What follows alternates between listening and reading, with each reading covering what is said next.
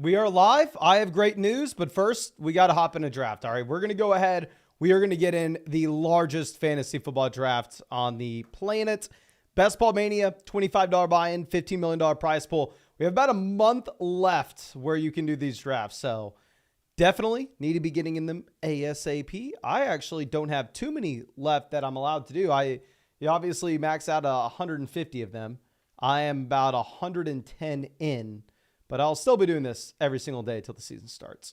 We're in a pick 7. Pick 7, really comfortable spot. We should still be getting a top prospect here and really not too concerned about it whatsoever. But thank you for everybody who's coming to join us in this draft.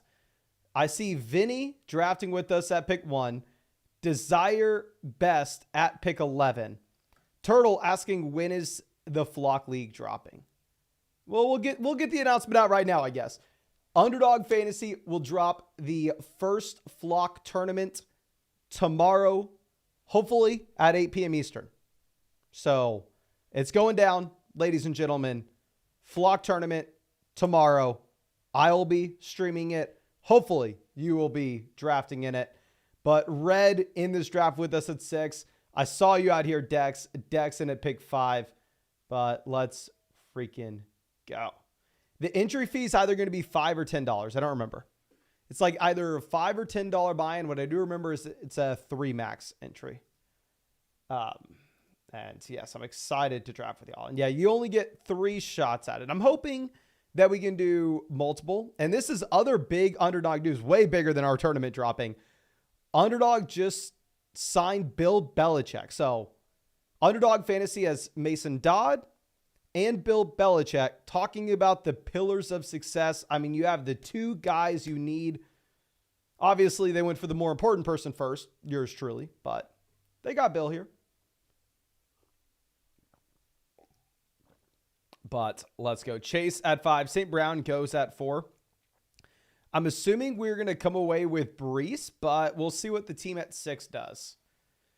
If they go Jefferson, we go Brees. If they go Bijan or Brees, I probably go Jefferson. Okay. They go Brees, so actually we are going to get Jefferson. I've definitely noticed Brees rising. I mean, y'all know I've been drafting him all offseason, but I would still way rather have Jefferson over Brees. I mean, we put out our redraft rankings. So our redraft rankings are live on flockfantasy.com. If you had signed up to Underdog Fantasy with code FLOCK in 2024 and made a $10 deposit on that account, you will be getting emailed our redraft rankings and our redraft draft guide. You can still use the draft guide for best ball if you wanted to, but it's primarily for your regular redraft league. But you'll be getting that emailed to you most likely tomorrow. Just need to finalize it up. The rankings are already live on the sites. The draft guide just needs to be finalized with a couple different things, but hopefully that's going to be emailed to you to the email address you signed up to Underdog Fantasy with code FLOCK if you signed up with that account in 2024. But Big O says, would you rather McCarthy start or Darnold in the Vikings quarterback room? I would rather. Oh, so there was some positive news out of Minnesota regarding the development of McCarthy, saying JJ McCarthy looks really good right now. I don't know if it's true. I don't know if it's false, but I mean, I would hope that McCarthy does turn out to be really good for the sake of all our Justin Jefferson builds. Now, if McCarthy's not ready, I want it to be Darnold. So just give me whoever the best quarterback is. I think McCarthy definitely has more upside than Sam Darnold, but obviously McCarthy has a lot of downside too if he's not ready. Okay. Jack says, what's the price to get it without Underdog? I think the price to get it without Underdog will be $16 on flockfantasy.com. And that'll also come not only with my rankings, but a bunch of rankings from all the other fantasy football creators that are on the sites. And same thing, premium content, trade calculator, trade finder. I don't promote flockfantasy.com too much just because we are investing so much into it right now. It's gonna look really good in a month. The UI is not great right now. It's still not bad, but yeah, you'll hear a lot more about flockfantasy.com. But yeah, if you use code FLOCK on flockfantasy.com, you'll get a 30% off any sub. And if you sign up for the annual package on flockfantasy.com with code FLOCK, I will break down your team in a podcast after you draft it. You just have to submit it on the site. Okay, so Chris Olave off 16. Olave's actually been a faller. It is interesting to see him go there. So we'll see what this team does right after us. The team after us decided to take Garrett Wilson at pick 8, which was really surprising to see Wilson ahead of Bijan.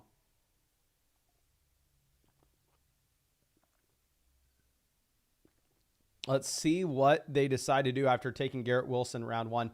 They go Deebo Samuel, so we're going to go ahead. We will pair up Justin Jefferson with Jonathan Taylor. Taking Jonathan Taylor in round 2, I've already talked about this, but typically it does mean that we shouldn't go with Kyron Williams in round 3.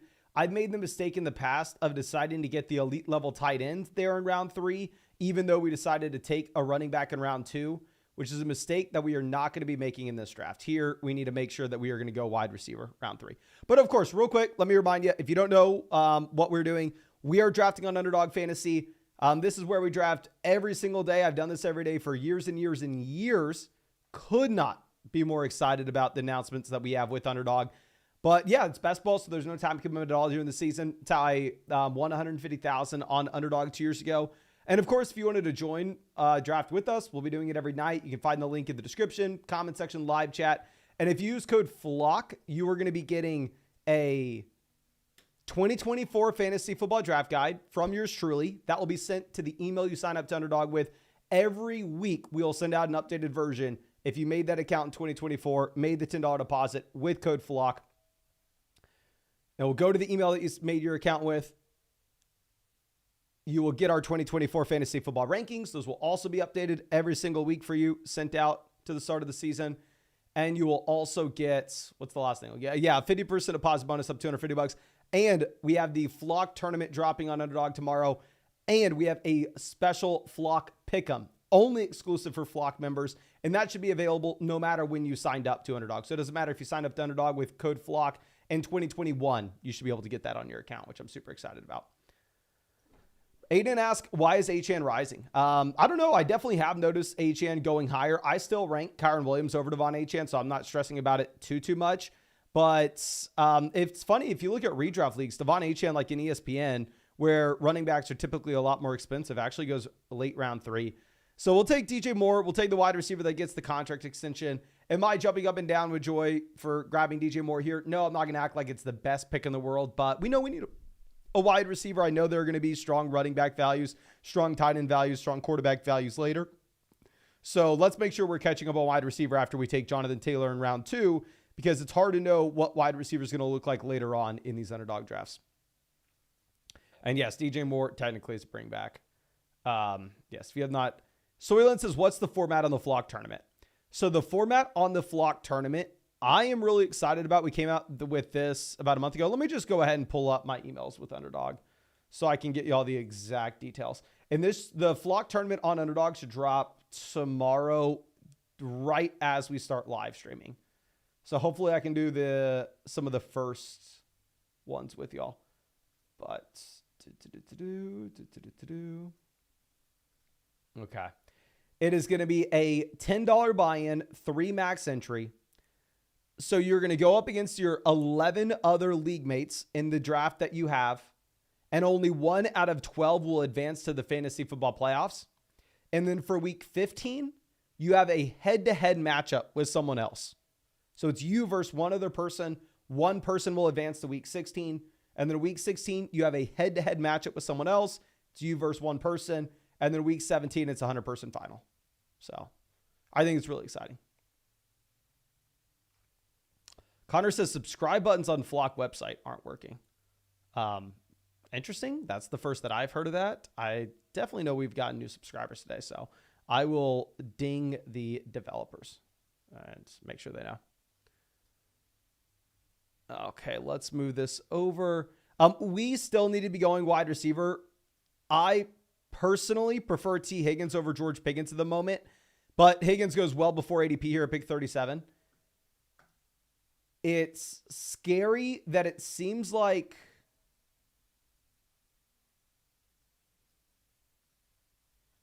we potentially have a Brandon Ayuk trade a brewing. Some rumors on Twitter. I'm not going to overreact. It seems like there's going to be Brandon Ayuk news. I don't know if it's a trade. I don't know if he signed. If it is a trade, there's a shot he's going to Pittsburgh. Makes it scary to draft George Pickens. But we need a wide receiver. I really don't like Christian Kirk's price. I don't really see any upside in taking Kirk here. So we're going to go ahead and we're just going to take Pickens.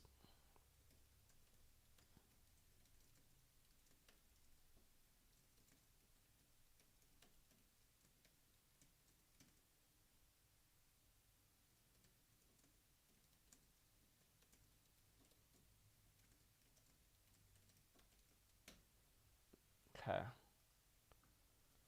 Promenade says, Hill, Ayuk, Debo start. What are your thoughts? I think it's very interesting. I think it's going to be very unique for sure.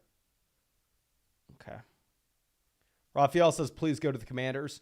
Considering how much Sticky Ricky I have, how much Debo Samuel I've drafted, and how little Terry McLaurin I've drafted, I would love Ayuk to the Commanders. Ayuk to the Commanders would help me a lot.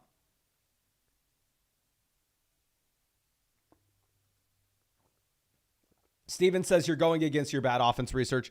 100% agree with you on that, which is why typically I'm not drafting a lot of George Pickens here, and why typically I'll reach to get Amari and I'll reach to get T. Higgins over George Pickens, which in most drafts, I mean, if you look at the ADP with how it's lined up, George Pickens goes at pick 39. I think Higgins has an ADP of 44. But it is what it is. It's a weird draft where they both go first. Okay.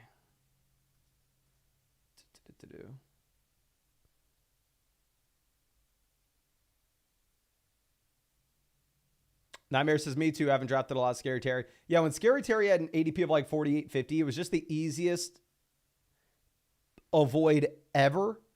And that you could go Mahomes, you could go McBride, you could go Andrews, you can go Lamar, you can go Kid. Really, any wide receiver there felt gross. Let's see what this team decides to do. They go Pitts. Speaking of Scary Terry not being someone I'm super excited to draft, I'm going to go ahead. I will take Josh Jacobs here. Getting some positive buzz about Josh Jacobs coming out of Green Bay. Doesn't seem like the Packers either are that excited about Marshawn Lloyd at the moment. So I don't know. I mean, I am all in on Josh Jacobs at this price point. Like, I legitimately would rank Josh Jacobs straight up over Derrick Henry. Straight up. Okay. Jaden Reed off the board, pick 56. Raymond says you should draft more Kyle Pitts. I could definitely see the argument to draft more Pitts. I don't know if it's just because I've been crushed by Kyle Pitts for 2 years now. And why, like, Kyle Pitts is just so hard to figure out. Like, I have no idea what to do with Pitts. I'm super confident in drafting Andrews. I'm super confident in drafting Kincaid. Feel really good about George Kittle's price point. If Andrews and Kincaid, instead you had to take like at the end of the third, the beginning of the fourth, I think I would draft a lot of Kyle Pitts in the fifth. But my thing is, if I can get Andrews, Kincaid in the fifth versus Kyle Pitts in the fifth, I would rather just take the guys where we've seen the production and that they're also in great spots. Okay. Let's move this out.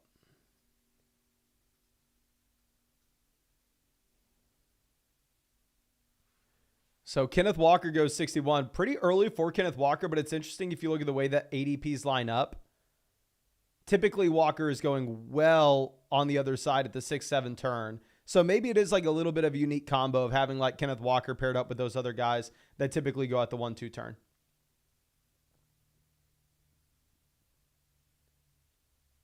Okay, James Cook goes. Let's move this around.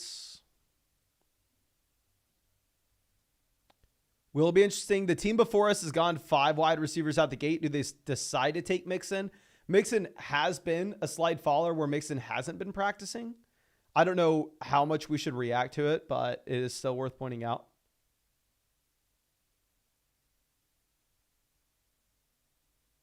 Okay.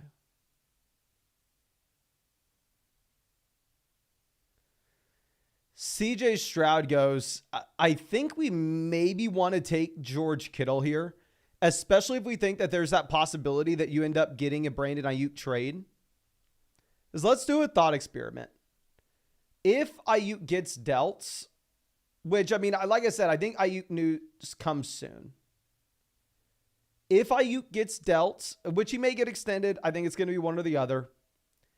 But if Ayuk sent to, say, Carolina, would you rather have George Kittle or Kyle Pitts? Please spam the chat and let me know. And as I wait for y'all, Dude of Las Vegas says, do you know any platform where you can do both a live and online draft for the people that can't make it at the same time? I would say combine a regular ESPN draft with Zoom. Do a Zoom call with the people who can't make it. But Pitts, Kittle, Pitts, Kittle, Kittle. Kittle, Pitts, Kittle. I think I would rather have Kittle if Ayuk's gone. If Ayuk's gone, give me Kittle. I think Kittle jumps to like the Dalton Kincaid range if Ayuk's gone. And of course, I'm not saying it's a guarantee that Ayuk's getting dealt. A lot of people are speculating on it, centered around the idea that, I mean, I don't know if y'all saw it, but you had clips out of the Niners practice of Ayuk essentially just going up to coaching staff, general manager, giving them hugs, and it looked like either, hey, the deal got done, or I'm getting shipped somewhere. And then there's that account that's like Ricky. I think it's Ricky and the dog emoji on Twitter. I know this sounds dumb if you don't know what I'm talking about. But this is like a guy that has some kind of knowledge. I have no idea. But he always breaks NFL news like days before Adam Schefter does. Like before it's like mainstream news, he leaks stuff. And he leaked that a trade was underway. And then the Ayuk clip came out. So, I don't know. I do not know. Okay.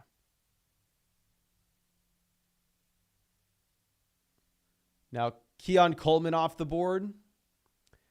Looks to be a spot where more likely than not, we're going to have to go running back. I mean, wide receiver, if we were to reach on someone, we're taking Jamison Williams. This is why we took DJ Moore where we did. This is why we took George Pickens where we did. We can't even get Jamison Williams. We're going to have to go ahead. We will take David Montgomery here. I haven't drafted much Montgomery, but the thing is, if you were to see an injury to Gibbs, David Montgomery immediately wins leagues. It's an elite offense. We know that.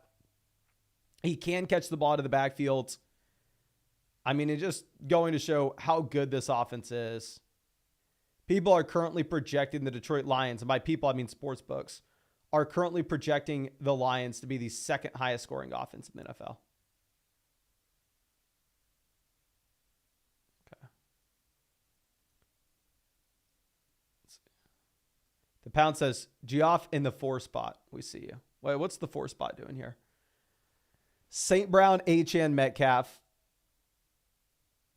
I mean, I guess it's a little bit of a unique start if you're looking at St. Brown, typically going around pick 6, 7. There aren't going to be a ton of St. Brown, Achane combos. Then the Metcalf Hollywood pairing, Rome, Hopkins out of value according to ADP. Have the anchor RB, have the elite quarterback stacked up, and then a bunch of wide receivers. Raymond says, Lions, according to the score, have the number 1 offensive line. Yeah, Lions have a phenomenal O-line. Ollie, always happy to see you. My friend says, hey, Mason, hope you're doing well. Excited for the new season and updating the Flock Fantasy UI.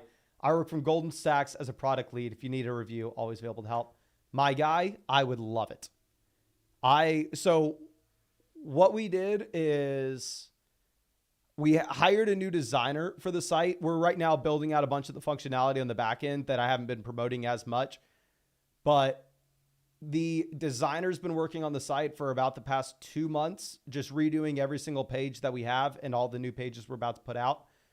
And after we put out some new features this week, the dev team is just going to flip 180 and we're just going to work on getting the front end done with all the new design changes. And I'd love for you to look at it. I am very, very happy with it. I think from a functionality perspective, it's going to be one of the best fantasy football sites you can find, if not the best. And it's going to look really pretty as well. I could not be more excited about it. It should be ready for the start of the season. Okay, so what's going to be interesting here is what we decide to do in terms of Jake Ferguson versus a running back. Because we could potentially go with Jake Ferguson. Because if we go with Ferguson, we'll be in a spot where we get the potential to go ahead and take Dak Prescott in round 9 if Dak were to fall to us.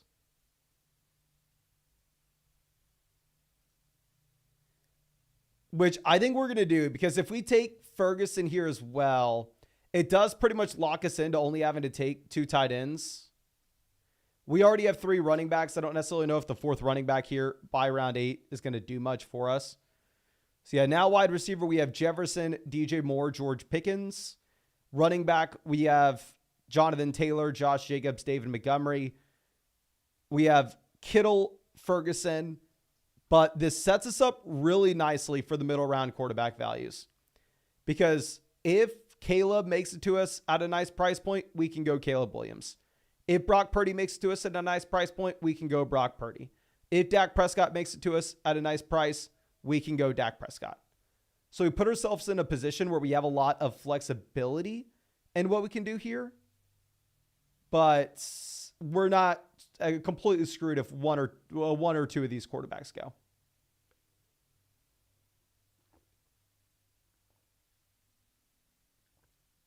Okay. Let's see. And then after we go take Ferguson, Najee actually falls to 92. Let me know what y'all think of this. So, like I said, I put out my redraft rankings on flockfantasy.com, and you should get the email with the redraft rankings and the draft guide if you signed up to Underdog in 2024, whether that was a month ago, today, yesterday, tomorrow, a week from now. You're going to be getting an email every week until the season starts with my updated redraft rankings and our updated draft guide. But with Raheem Mostert, I ranked Mostert lower in regular redraft leagues than I would on Underdog, is I think Mostert's a very good example of a running back that's not going to catch the ball, so you don't have the PPR floor. He's going to score touchdowns, so in best ball, he's exciting because you don't have to predict when those touchdowns will come. But from a regular redraft perspective, it may be difficult to figure out when those touchdowns will be here. So if we don't know when the touchdowns will be here, it's probably a good idea to not necessarily have to figure out when we're starting this guy from week to week perspective. DeAndre Swift off the board, pick 100. Let's move this around. Looks like we're going to get Dak Prescott. The CeeDee Lamb team passed on Dak, which I have noticed Dak falling down draft boards a considerable amount. I'm super excited to go ahead and take him here at 103 if we can, which I assume that we can. Yeah, Dex takes Jordan Love, and this team has no Dallas stacks. Looks like they set up a Herbert. They have a bunch of different potential stacks, but no Dallas. Okay. They go Jaden Daniels, so we are going to get Dak Prescott here to pair up with Jake Ferguson. And if we decide to go with another quarterback with our next pick, be a very awkward build, one that I'm not used to. We'll go with 2592. But I don't know. I mean, we'll go for it. Wide receiver, we have Jefferson, DJ Moore, George Pickens. Running back, JT, Josh Jacobs, David Montgomery. Tight end, we have Kittle, Ferguson. Quarterback, we have Burrow. Okay. So let me see. I think Cheeky Hobson says, I'm getting excited. Cannot wait to meet all the other flockers in a few weeks. Hell yes, my guy. I'm excited as well. If y'all don't know, Cheeky Hobson has come out to every Texas flock meetup, I'm pretty sure. For sure the last 2. I think the first one as well, unless I'm mistaken. You can remind me, my guy. But Cheeky Hobson will be at the flock meetup August 22nd. So really looking forward to it. I'm hoping this is the best one. This will be the first time that we have a bunch of other YouTubers there as well. Be the first time that we're actually inside. We can get drinks, get food. So I think it'll be a ton of fun. And of course, if you are, and John says he'll be at the meetup. John, my guy, unless I've seen, I don't think you've gotten a ticket.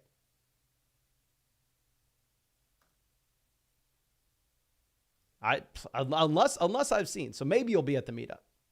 Maybe I'll have a security guard at the front with your photo on it, specifically saying, do not let this guy in. Maybe. We'll see. But of course, if you want to actually make it inside the doors of the meetup, which I highly recommend you do, unless you want to be locked out like John, you can find the link to the meetup in the description, flockfantasy.store. I'm sorry we have to do tickets. I need to tell the venue how many people are coming. And I would love if we sell out of these tickets so we can open up more space. They're only $15. I'm giving you free merch. The merch cost me more than $15 to make. I'm losing money on this. I just need to be able to tell the venue how many people are coming. And I got the venue people to agree to give you all half price beer as well, which is pretty cool. It's going to be at a brewery, Austin, Texas, August 22nd. Flockfantasy.store if you want a ticket. So I prefer Brock Purdy over Caleb Williams. Now, the interesting thing is, actually, it maybe not matter. I was going to say, do we want to have a quarterback tight end stack versus maybe pairing up Caleb with DJ Moore? Regardless, I definitely think we want to be going quarterback here instead of Brandon Cooks for the double stack with Dallas. We go Brock Purdy. We are done with 2 quarterbacks, 2 tight ends. We're going to take 5 RBs. We're going to take 9 receivers. So we need to find a way to get some wide receiver values somewhat soon. John says, can I stand outside for half-price beers? Yeah, that's pretty funny, my guy. I'll communicate via YouTube Super Chat. We'll see. Well, maybe we can get the cans. I'll set up a little can system. I'll put a string from one. We'll put it under the door to the other can. I'll have it. We'll just hook it up to the PA system. So whenever you're ready for another beer, we'll send it outside.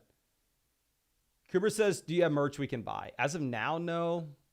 Just merch is a pain in the butt. Every time we've ever done merch, it's literally just, we give it away for free, whether it's for people who signed up to Underdog, whether it's to people, members of the site, or have gone to a meetup.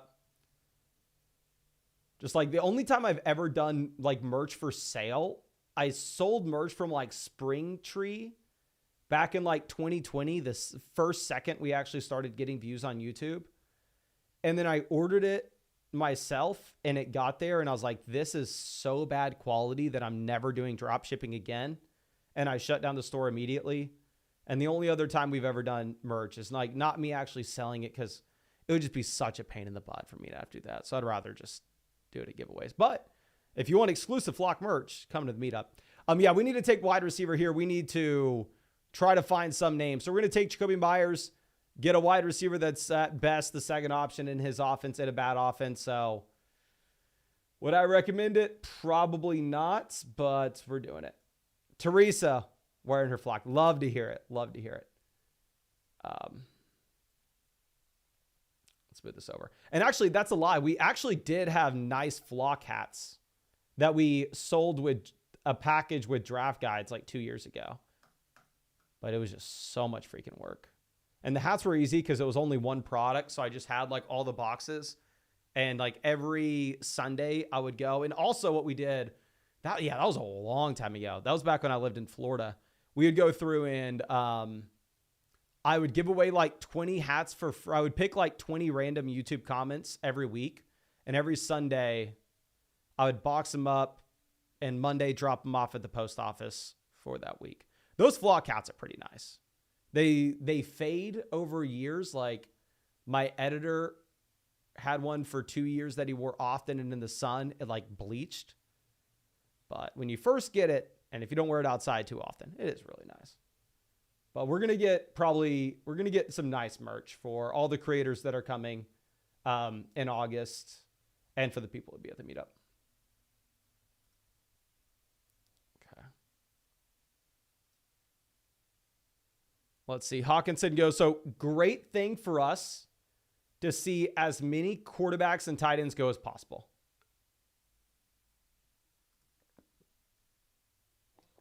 As many quarterbacks and tight ends off the board as we can possibly see is what we want. Running back, wide receiver is what we need. What's the Jalen Polk news? Pushing for a key role as a rookie. Okay, nothing different there. Blake Corum, I have noticed falling a considerable amount, which I don't have much Blake Corum. I definitely have more Kyron Williams, so it's like nice. I mean, if we can get Corum at a cheaper ADP and maybe balance it out just a bit. So it went from me having no Kyron Williams to then he fell to round 3 and him being my favorite pick in the early rounds. Okay. Let's see what this team does. They go Blake Corum. We're going to go Jalen Polk. Really, I was just going to take whoever fell according to ADP between the two. Jalen Polk, we need another wide receiver. Bad offense, similar to Myers, similar to Pickens. So I don't know what I'm doing here, but we just need some random wide receiver spike weeks, which, I mean, we did have bad news coming out of New England. It depends on how you take it. I mean, right now, they're saying that it doesn't look like May is good to go, which obviously it's so early. It's freaking July, but not great news in New England. The best news that you have in New England is Bill Belichick joining the Underdog Fantasy team. Freaking nuts.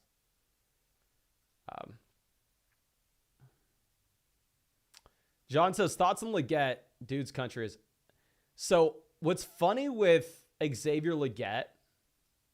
So Xavier Leggett is... Let me pull this up. Xavier Leggett turns 24 in January. Xavier Leggett, I believe, was born the same year as Kyle Pitts. No, I'm sorry. Xavier Leggett was born 3 months after Kyle Pitts. So Xavier Leggett and Kyle Pitts are pretty much the same exact age. Do y'all know how many touchdowns Xavier Leggett scored at South Carolina?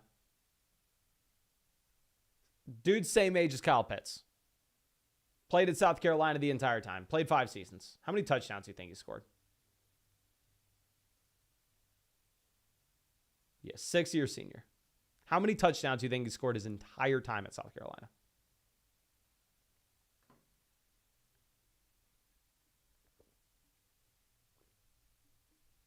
The man scored 12. Where most round 1 NFL draft picks score 12 touchdowns in their junior season, and that's it. His entire career as like a 6-year senior, he scored 12. It's Archie says, what's good, bro? Feels good to be back. Would you prioritize stacks or quality players in the later rounds? Obviously, a nice combo of both. I'm not going to be reaching around on ADP to get a stack, but trying to use it as a tiebreaker more so. And especially in a redraft. In redraft, I'm definitely not reaching dramatically to get a stack. I still want to stack and redraft where we can, but it's not like it's the only thing that we're caring about.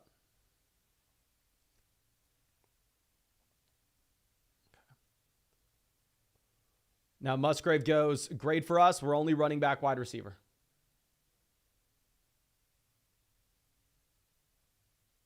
And I forgot to say this earlier. But Ollie, do you mind shooting me an email, mason.@flockfantasy.com, just so I have a way to contact you?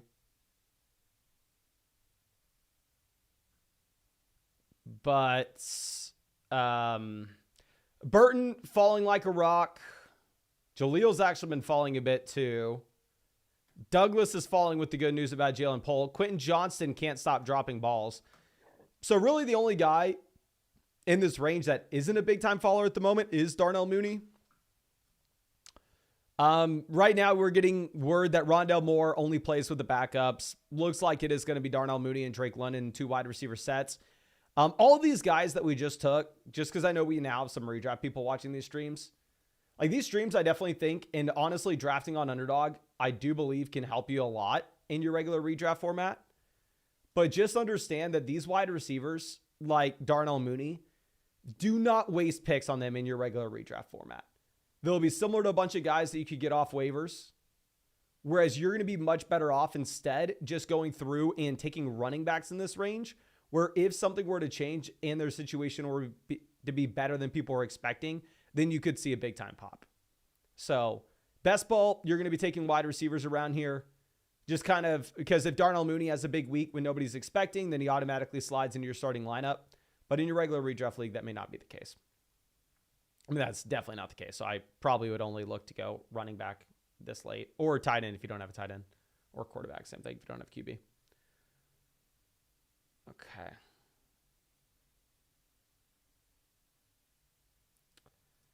Peabody says, thoughts on Justice Hill? Surprised he isn't picked. Honestly, I would say Justice Hill, no ceiling in terms of your regular redraft league. No reason why you would consider him. But if you were able to get, I mean, you're able to get Justice Hill in the 18th round in every single underdog draft. He is the running back 2 behind a running back that's approaching 31 years old. Obviously, Keaton Mitchell has talent, but at the same time, Keaton Mitchell is a player that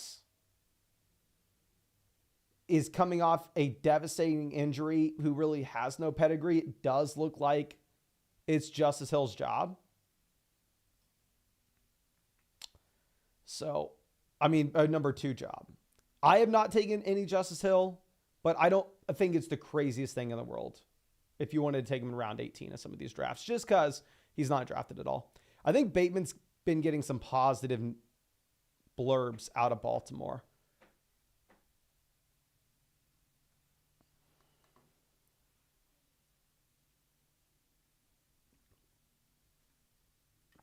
See what this team does. This team has been taking it down the last second every pick. Yeah, we're going to go ahead. We're going to take Demario Douglas. We already took Jalen Polk. So maybe this is a roster where we say, oh, okay, hypothetically, what if Drake May is actually good? What if Drake May figures it out and all of a sudden you have actually both Jalen Polk and Demario Douglas hitting at the same time? And if that happens, maybe this team has a shot. But obviously, I do want to put out the expectation among sportsbooks at the moment, which, like I said, they're not always right, but find me someone who's going to be more accurate, is that the New England Patriots are the worst offense in the NFL. Not saying that they are going to be the worst, but median expectations is they're very bad, which is why you should be getting a strong discount if you're drafting these guys, but getting them at like wide receiver 70, I'd argue is a pretty decent discount.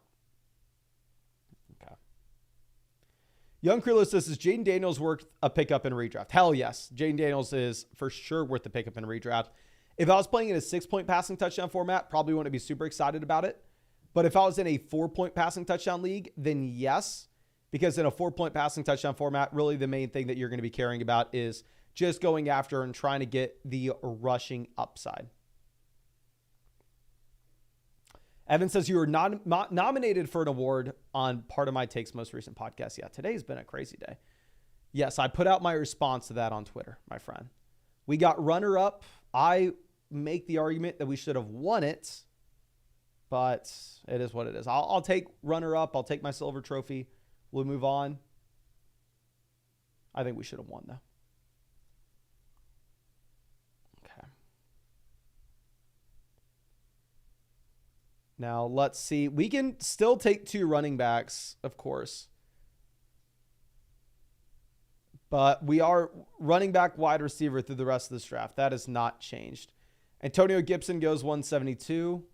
Bucky Irving was someone I was previously taking just because Rachaad White has been very inefficient with his workload. Bucky Irving's really the only running back alongside Rachaad White in Tampa. The thing is, Bucky Irving's so small that it's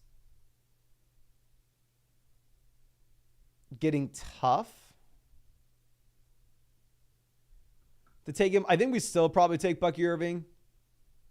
It's either that or we take Troy Franklin. Thinking about what's going to be back around for us. Or is Tolbert still available?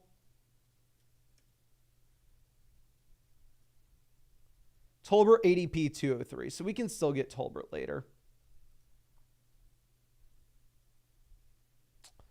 We're going to go Troy Franklin here. We're going to try to get Jalen Tolbert in the next rounds. And then we'll go running back at the end. Because all these running backs are kind of about the same. When we get to a point at wide receiver, I have no idea who to take.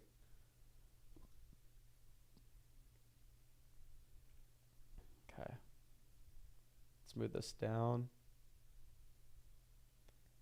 Jeep Guy says, Mason and Bill are going to start a podcast, Fantasy Flockcast. Yeah, so if y'all didn't see, Underdog made the announcement today that they signed Bill Belichick.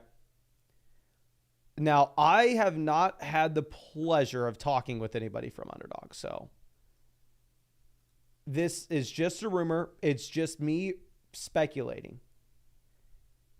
But I would imagine that the way that they got Bill Belichick is they got him in a room. They turned on my live stream, whatever night that was. They turned it on. And they went, hey, I know you've been trying to get in a draft with this guy. If you come on the Underdog team, we can set you up. So I'm assuming Underdog's going to reach out to me sometime soon. They're going to beg me to do a draft with Bill Belichick. I'll have to see what the dollars look like to see if it makes sense. But possibly y'all have to put up with Bill Belichick in a draft with me. We'll see if we can get him out to the castle I live in Austin, Texas. The 13 bedroom, 16 bathroom, 8,000 square foot house that we have on the lake. I'll put him up in one of our wings, and I'll call him into our recording studio to do a draft with us one of these days. We'll see. I'll probably mess with him a bit. I'll probably put him in the wing and then just have him on standby. Tell him one of these nights we'll call him in for a draft. Leave him there for about 10 or so days. Really get him antsy. Really get him excited to join a draft with us. Then we'll finally call him in. Benny says, may have missed it, but what's the Underdog flock draft? So drops tomorrow. It's going to be a $10 buy-in, $3 max entry, 12-team draft where the regular season, 1 out of the 12 teams in your league is going to advance. Then in week 15, you're going to go up against one other person in a head-to-head matchup. If you advance past that, in week 16, you're going to go up against one person in a head-to-head matchup. And if you advance past that, it'll be a 100-person final in week 17. Okay. Daniel Jones goes 185.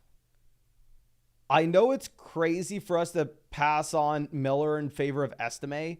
The reason I probably prefer taking Estime at the moment is Condre Miller's been drafted in every single one of these drafts where Estime has not been drafted in a large chunk of Underdog drafts. So we are getting a little bit of uniqueness there. Okay. John says, if there's not enough space, Mason, I can put him in my 25,000 square foot Spanish villa overlooking Lady Bird. We'll see, my guy. I mean, obviously, our places are like half an acre away, so it wouldn't be too big of a deal to get the old man to walk over. But I completely forgot about this. Tresner says, remember last season, people were joking Russ had more bathrooms than total touchdowns. Yeah, do y'all remember the person who would make the TikToks every year? It's like Russell Wilson touchdowns versus Russell Wilson bathrooms. That was a good time. I completely forgot about that. Bingo Bongo says, format for the flock tournament's amazing. Would love to see it more. I'm really excited about it. I am guessing, but I'm hoping that we can do like a flock tournament because I think it's going to fill like immediately. It's a 4,800 entries, so it's not a big tournament. I bet it fills in a day or two. So I'm hoping we can do a bunch of flock tournaments. We'll see. T. Jones says, what's the payout on the flock draft? I didn't ask. I have no real strong preferences with payout. So I told them I just preferred it to be a flat payout. And the flock tournament tomorrow hopefully is 8 p.m. Eastern. So the start of this live stream. Justin Fields goes, so we're going to go ahead. We will take Marvin Mims. We'll have Mims and Troy Franklin on the same squad saying, what if we get a Sutton injury? What if Denver ends up being better than people expect? What if Sutton gets dealt? Obviously, a lot of what ifs, but it's a $25 buy-in, $1.5 million for first. So kind of have to have some of these what ifs come true. But anyway, real quick, I have no idea how many likes we're at, but if we hit 300 likes on this stream, we will fire up another draft after this. So if y'all want another draft, go down there, hit that like button, and we will get one more going. I do have some House of Dragon to watch, not going to lie. So if this is a one draft kind of night, Not going to be super upset. Girlfriend's been begging to watch House of Dragon. Okay, never mind. We are already over 300, so we are going to hop into the next draft. Oh, actually, bad news. I do not have my phone in the room. I need my phone in the room to make our last pick. So I'm going to get into another Best Ball Mania draft real quick. $25 buy-in, $15 million prize pool, of course. We are in. There are 10 spots open with us if anybody wants to join. And let's freaking go. Hopefully I get a decent draft pick. And Henry, based on the amount of likes that we had in that last one, it looks like this will be a 3 draft kind of night. So maybe we'll see if we can get in a $500 draft after this. But real quick, we get pick 9. I'm going to run into the other room, grab my phone that way. Or let me see if it's in here. No, it's in the other room. I'm going to grab my phone. It may honestly take me about 30 minutes. Like I said, this is a 17-bedroom place. We do have 18 bathrooms. My phone can be anywhere in this. It's a maze here, but it's not like this. But anyway, I'll be back in probably about 45 minutes after I find my phone.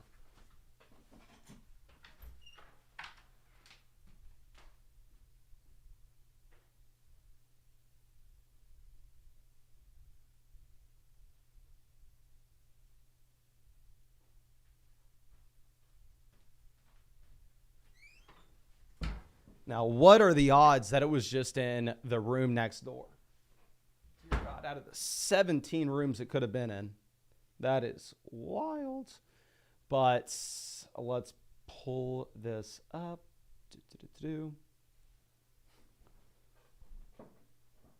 Now, this is just a funny comment. I'm in your walls. That's pretty funny, my guy.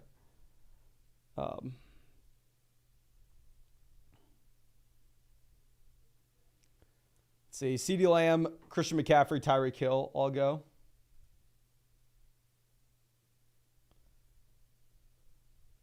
So not a super crazy draft. I mean, if you are new here, maybe it seems like Lamb over McCaffrey's crazy, but you see it a lot here.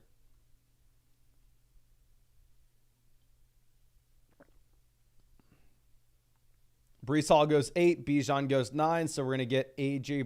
Brown. I'm sorry, Bijan goes 8. Breece goes 7. We're going to get A.J. Brown at 9. I just noticed JRV makes it into every single one of these drafts with y'all. I know sometimes people complain, oh, I can't get in a draft. JRV is literally in every single one, every single night. He's in here at pick 6 with us. Okay. Torsten says, how is your Ironman training going on since Nice? Do you have any issue with motivation?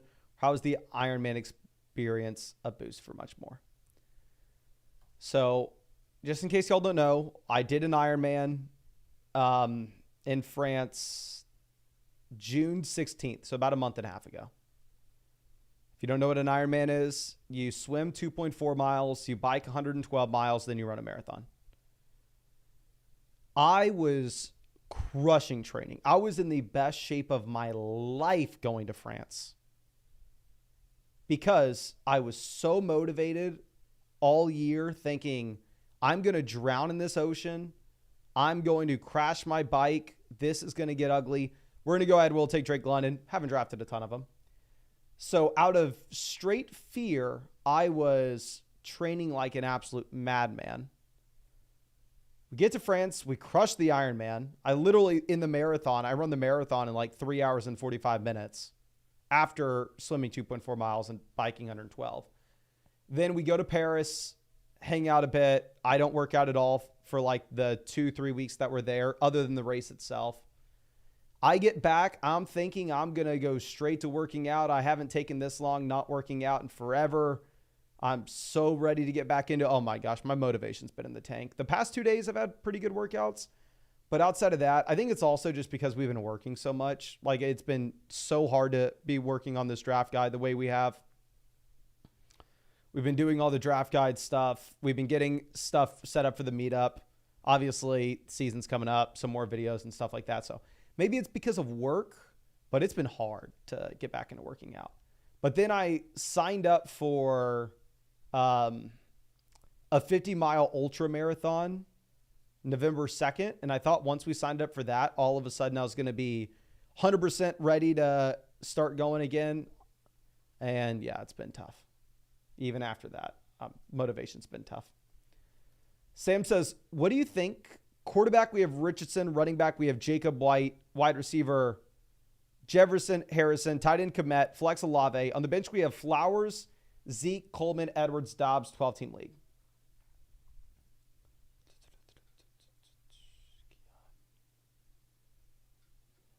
I like it. I'm just trying to think if there's anything that we could do to make it better. I like it a lot. I just don't know if like Romeo Dobbs has a ton of upside to move the needle there.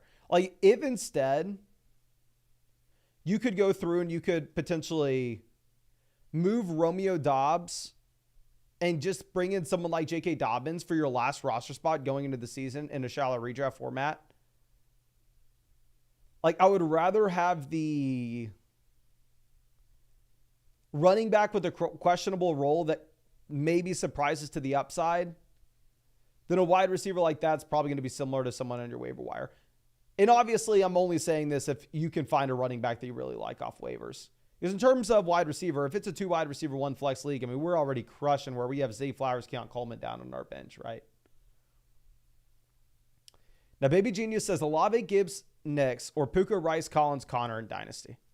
We'll get back to that in 1 second. We're going to go ahead. We will take Stephon Diggs. Diggs is the wide receiver I'm drafting most here in late round 3, which is a little tough. But Olave versus Puka. Give me Puka. Let's go Gibbs versus Puka. Close. I think up to you. Olave versus Rice or Olave versus Collins.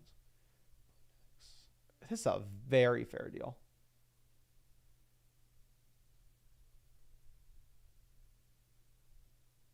This is a very, very fair trade. I hate to say it, but I think it's up to you there, my friend. Okay. Now, Zay Flowers goes 37. Let's move this around. We're going to do one of two things. We are either taking Tank Dell. If Tank Dell goes, we're going to take Jalen Hurts. Because there shouldn't be too many teams that have the combo of Stephon Diggs and Tank Dell based off where their ADPs line up of 32 and 35. So if we go Diggs, Dell, I think it'll be a unique combo. We can set ourselves up with a CJ Stroud stack in round 6 or 7. And if we don't get Dell, we're going to get Jalen Hurts paired up with A.J. Brown. So Kelsey goes, so we are going to go Dell.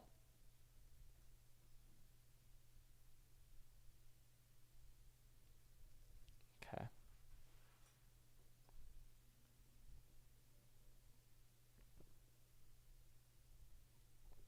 Let's see.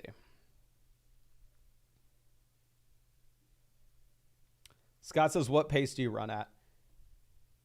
Depends. Before I went to all my stuff I do, like when I was training for the Ironman, I just, everything I did was as slow as possible and just trying to get as much volume in as possible at a super low heart rate. Now that's probably going to change a bit. Now I probably, actually, honestly, now that I'm doing the 50-mile ultra marathon, we probably need to slow things down anyway.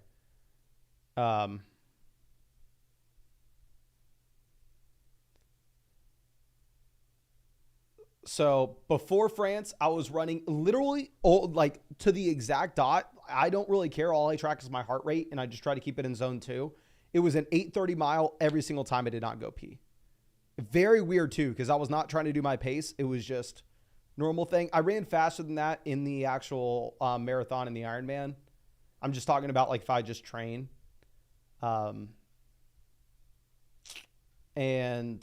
now that it's hotter in the summer, and like I said, I just haven't been having as good of workouts. I think we did a 10-mile run today, and I can tell you what it was at. So I did a 10-mile run today, 10-mile run yesterday.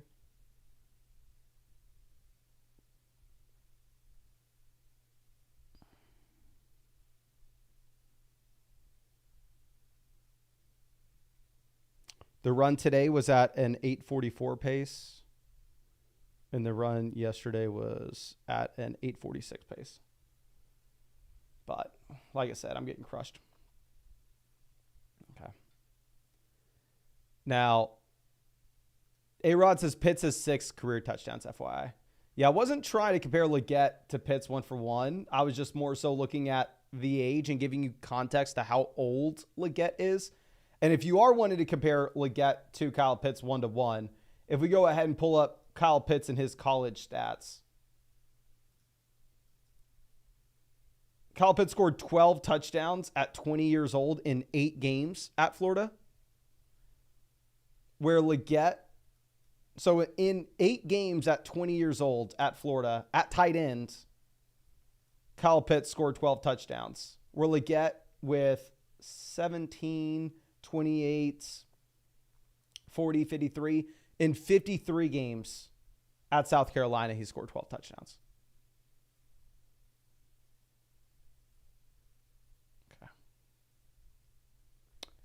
Dylan says, when will the redraft specific videos come out, like examining ADPs for Yahoo, Sleeper, etc.?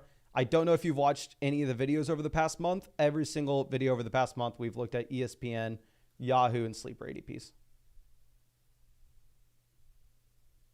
My friend. All right.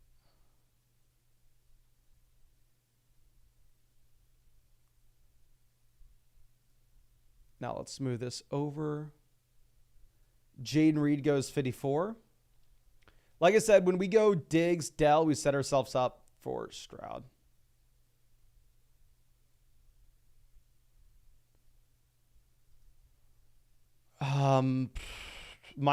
Take James Cook. I mean, this pick doesn't really matter. What matters is figuring out if we can get CJ Stroud in round 7. How you figure that out is we're going to go look at the Nico Collins team. Who took Nico Collins? The team that took Nico Collins took Anthony Richardson. So the question we need to ask ourselves is, will the Anthony Richardson team take CJ Stroud at pick 80? Do I have a strong feel on if what they would do? No, I don't. So I'm probably going to play it safe. I'm probably just going to take CJ Stroud at 64.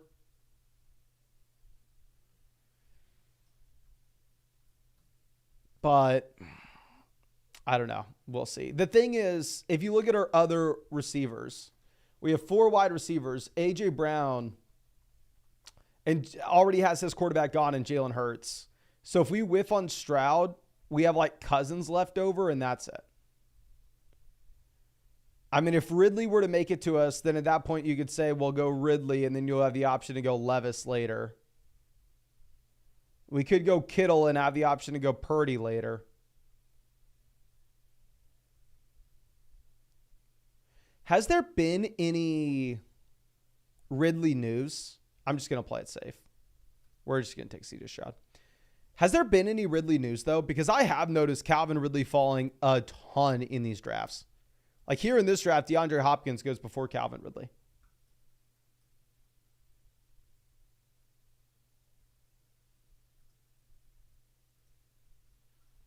Benji, I just recorded a running back rankings video that'll come out tomorrow for you. John's taking 30 grams of creatine a day. Are you kidding me, my guy?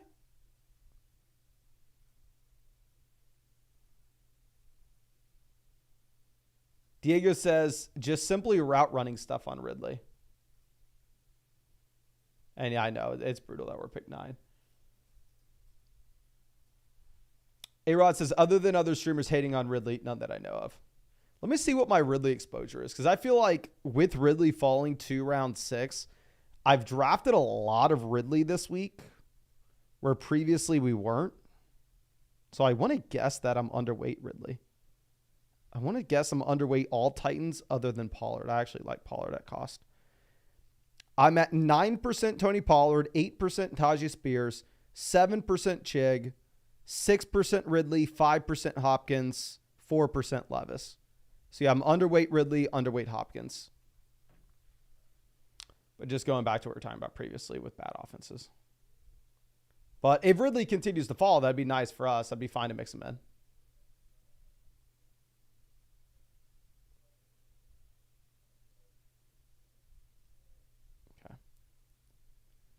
Eden says, is it problematic to have 2 wide receivers from the same team? Not at all.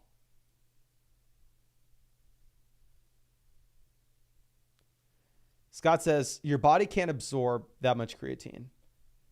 It's probably like pouring water onto a wet sponge. The thing with creatine, though, is it's the literal cheapest thing on the planet, pretty much. I'm pretty sure creatine is cheaper than dirt. So as long as, I mean, you can take as much creatine as you want, as long as it's not going to have negative impacts of you. If you really just pee it out, no harm, no foul, maybe you're wasting 25 cents a day. But my thing would be is like, are you having kidney issues because of it? Nork says it's good for telling people you take 30 grams of creatine. Oh, dear God. John, you're getting cooked here, my guy. Okay. Vinny says importance of later rounds compared to the start. So it depends. In Underdog, your later rounds, really you're rounding out your roster construction as well as your potential stacks. I don't know how much JSN, but at this price, I'm fine with them. Whereas in your regular redraft league, in my mind, the important thing with your late rounds is you want to just be taking guys that maybe have questionable roles where their value could dramatically go up within the first week or two of the season. Guys that would be perfect examples of players that you should be taking in your regular redraft league is somebody like, say, J.K. Dobbins. J.K. Dobbins is the perfect example in your regular redraft league where if he's not good to go and he's the running back 3 in Los Angeles, cut him after week 1. Who cares? Go ahead and pick up someone else off the waiver wire. Where the opposite of somebody that you would want to take in your regular redraft league at the very end of your draft is somebody like Demario Douglas. Like, who cares if you take Demario Douglas? What's he going to do for you? You want guys that if they get the role, their value is going to go up dramatically. And we will go ahead. We will take Najee Harris here, running back 2. So right now, wide receiver, we have A.J. Brown, Drake London, Stephon Diggs, Tank Dell. Quarterback, we have C.J. Stroud, double stacked with Stephon Diggs, Tank Dell. Running back, we have James Cook, Najee Harris. Chesner says I get Demario Douglas late in every redraft league. Well, let's talk about this because I think this is the perfect example of how you need to be transitioning in your redraft format. And obviously, every redraft league is going to be different. So if you're playing in a redraft league where you have a very deep bench, this probably doesn't apply to you. But I know a lot of people that are going to get into their regular redraft league with their buddies. I mean, you're going to be playing with a league that has a very shallow bench. So let's go through the hypothetical. You draft Demario Douglas at the end of your draft. You draft Demario Douglas at wide receiver 60. And Demario Douglas is way better than the wide receiver 60. Demario Douglas ends up being the wide receiver 30 from a points per game perspective. Massive, massive hit. And if you were to take him as the wide receiver 60 on Underdog, which actually I think he's going as like the wide receiver 70, you were to take him at wide receiver 70 on Underdog and he's the wide receiver 36. Phenomenal hit, great pick. You probably got a lot of usable weeks and you're in a good spot. But if he's the wide receiver 36 in your regular redraft format, cool. He's wasting a spot on your bench. You could probably get the replacement production off the waiver wire. And that's if he absolutely smashes compared to where his ADP is. So if instead you go like J.K. Dobbins, even if you think there's a 90% chance you cut J.K. Dobbins within the first month, or Audric Estime, it doesn't really matter who it is, just one of these obscure running backs near the end that we don't really know what the role is going to look like. If they don't have the role, cut them. Cool. It's easy. If they do have the role and their value goes up, great. They maybe have a higher ceiling.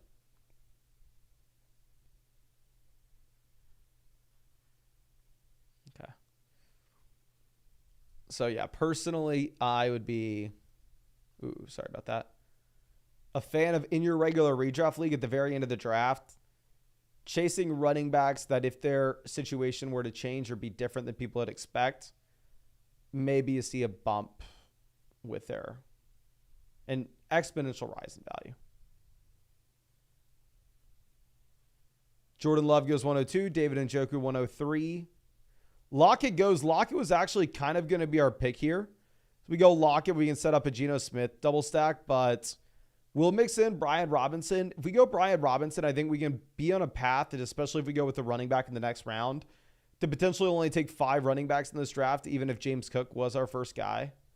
But it feels like we have a bunch of running backs that are going to get touches that don't have high ceilings. I don't know how excited we are about the combo of James Cook, Najee Harris, Brian Robinson. Like, I don't know what the upside is here.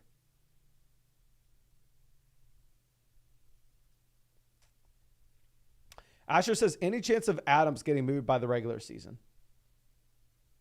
If Devontae Adams got dealt, his price point would make so much sense and I'd be all in. If you send Adams to the Jets, I'm all in. There's been nothing regarding Devontae Adams trades, though. So I don't know. Clutch Smitty says, 14-team PPR 3-player keeper league. Keeping St. Brown, Lamb. Do we keep JT or Allen? 6-point passing touchdown, 13th pick. Don't have a second rounder. Any suggestions? So 14-team league makes it a little awkward, especially if you have the 13th pick and you don't know. I mean, I don't know how your league mates are going to value quarterback, especially in a 6-point passing touchdown league. Honestly, because it's a 14-team format where you're not going to be able to stream quarterback, and I'm uncertain how your league mates are going to value these guys, if you wanted to go with Josh Allen, I'm not going to follow you at all. But obviously, JT could be a phenomenal. Nonetheless, you are going to have the best team in the league if those are your 3-player keepers. Okay, let's see. None of these quarterbacks are really in play for us here. So we'll go with another low upside running back that's just going to project out to get raw opportunity. That's disgusting. But we'll take Devin Singletary, pick 112. I definitely prefer the quarterback values in this range, but I mean, there are going to be spots where we can stack Caleb with really strong wide receiver options earlier. We can stack Purdy with really strong receiving options earlier. I'm fine maybe mixing in like an unstacked version of these guys and then targeting like Cole Kmet later on for Caleb. I think we did that last night or the night before, where it's like, oh, okay, we don't have any quarterbacks. We're kind of boxed out. We may need to be in a spot where we have to take Caleb way past ADP and see if we get lucky and get Cole Kmet.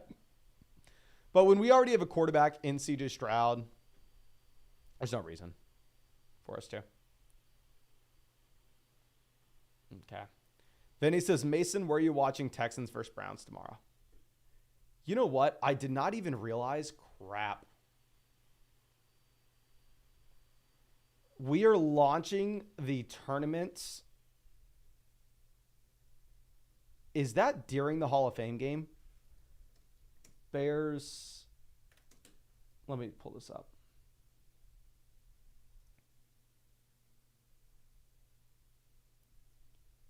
Tomorrow at 7 p.m., we are starting the stream during the off. Dear God. Mason. Okay, it looks like we're going to have to do the stream a little bit later. Not because I'm going to watch the game. Not going to lie to you. I'll probably be writing an article, watching Breaking Bad or something. Maybe, honestly, I'll probably have the game on. I'm not going to lie to you. I may have the game on, but yeah, not excited to watch the game. I don't want to compete against it in the stream, though. That's for sure. But who's playing? Damian Pierce, and that's it? Mill says, just found your channel days ago. Love the content. Never played this style. What does it mean when you say you have exposure and correlation? Keep up the great content. Really appreciate it, my friend. Thank you so much. And yeah, so if everybody here acknowledges, some new people still find us. So when we explain what Underdog is at the very beginning and do our little spiel, don't hate me for it. But essentially, exposures, say if I am exposed to 6% Calvin Ridley, that means if I drafted 100 teams, in 6 of those teams, I have Calvin Ridley. So I draft hundreds of teams on Underdog because it's best ball, no time commitment during the year. I'm sure you already heard me say it. But yeah, so if you go to your completed drafts tab, you can get the percentage of all the players that you draft. So if I say I'm exposed this percentage, that's why. And then when I have correlating assets are like CJ Stroud, Tank Dell, Nico Collins. And that if you look at this team, we can say, oh, okay, these guys are correlated where if the Texans passing offense is better than people expect, then CJ Stroud probably outproduces where he's going in drafts. Tank Dell outproduces where he's going in drafts. Stephon Diggs outproduces where he's going in drafts. And all we need is the Texans offense to be better than people expect. Now, obviously, expectations are very good for this offense. They'd probably have to be the first or second offense in total passing yards and passing touchdowns if that were to be the case. But yeah, so if you're correlating pieces in your lineup, you're essentially trying to tie together spots where you only have to get one thing right for both players to hit. If that makes sense. And I actually completely forgot to do this. I'm sorry. Let me go through and give you all the Underdog spiel one more time, because hopefully we have some new people joining Underdog to draft with us in our tournament. But anyway, these are our Underdog best ball drafts. No time commitment at all during the year. It's how I draft hundreds of teams every year. It's how I won $150,000 on Underdog 2 years ago. If you want to join a draft with us, you can find that link in the description, in the comment section, in the live chat. If you use code FLOCK, you will get my 2024 fantasy football rankings, my 2024 fantasy football draft guide, a 50% deposit bonus up to $250. But you do need to be in one of these states to draft on Underdog if you want. You can see the map there. Okay. But let's move this back over. So we're done at running back now. We are only quarterback, wide receiver, tight ends. If we're looking for potential options here, Downs I want with Richardson, Dotson I want with Daniels. I think it's either Leggett or Mike Williams. We'll take Mike Williams because we do need to be setting ourselves up with some quarterbacks that we could potentially take later on, right? As we do only have CJ Stroud. I think definitely on a double stack Stroud team, we're probably only taking 2 QBs. But if we take Williams, we open ourselves up to the possibility of going with Rodgers. Detroit says, has there been a running back with a mobile rushing quarterback to finish inside the top 10? It's a great question. Maybe LaShawn McCoy and Mike Vick. Because thinking about it as of late, can please people let me know if I'm missing anybody. Jalen Hurts has never produced a top 10 running back. Josh Allen's never produced a top 10 running back. Lamar's never produced a top 10 running back.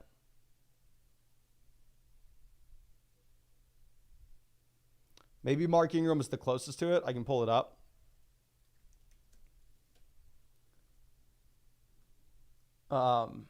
That's honestly, that's a good video idea, my guy. CMC Cam. We'll look at that too.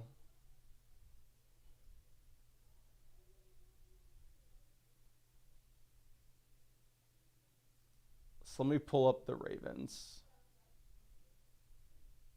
The first year we had Lamar, Mark Ingram. Yeah, Mark Ingram averaged 67 rushing yards a game. Didn't catch the ball. I doubt Ingram was a top 10 guy. David Johnson was before Kyler.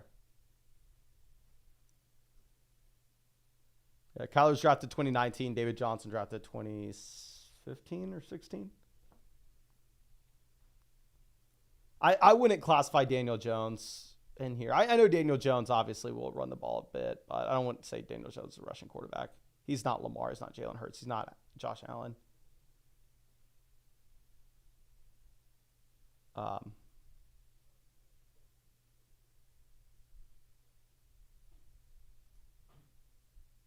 I don't think James Cook was the top 10 back last year. I can go ahead and pull it up. Maybe I'll be eating my words. I'd be surprised if. But it's interesting that we can't think of anybody that was a no-brainer. I need to pull up CMC Cam. Devin, no, you don't set a lineup each week on Underdog. At the end of every single week, your automatic best possible lineup is submitted for you. So say I have Matthew Stafford, CJ Stroud. I don't go into the year thinking like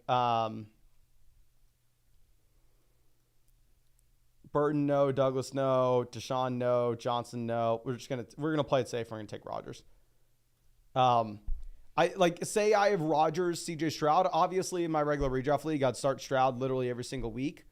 But if randomly week 3 this year, Aaron Rodgers has a blow up game, 300 passing yards, 2 passing touchdowns, and Stroud doesn't do much, Rodgers will immediately slide into my lineup. And now we are just wide receiver, tight end. Ox says, who do you think will have a better season, will be a better person to start, Harrison or Achane?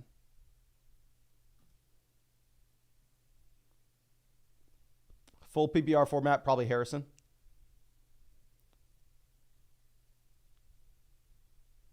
Okay. Now, Demarcus Robinson, 158. Baker Mayfield goes. I think we're going to take Hunter Henry. Let's see if we can get close to 6 touchdowns again. But let's move this over. And yeah, if y'all want another draft, go down there, drop a like on this live stream. If we had 600 likes on this, no, it's 500 likes. If we had 500 likes on the stream, I will tell the girlfriend the bad news that it may not be a House of Dragon kind of night. It may instead be a draft all night kind of night. But let's move this down. G Money says Mike Vick warrant work done. If we're having to go back that far, if we're having to go to Vic's Atlanta days, I think it's probably a good tell that it's not a good idea to draft running backs with rushing quarterbacks. But I want to pull up the Christian McCaffrey, Cam Newton years. So obviously CMC drafted 2017. Cam was essentially the full-blown starting quarterback in Carolina in 2017, 2018. Let's pull up the Panthers in 2018. This was like the bad Panthers team.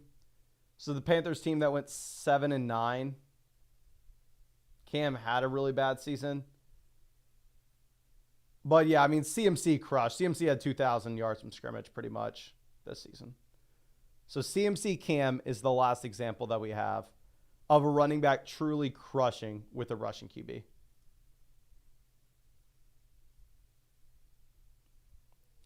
Brandon, are you looking at points per game or are you looking at total points? Whatever you're looking at, make sure you look at points per game. I'd be surprised if Mark Ingram was there from a points per game perspective in 2019.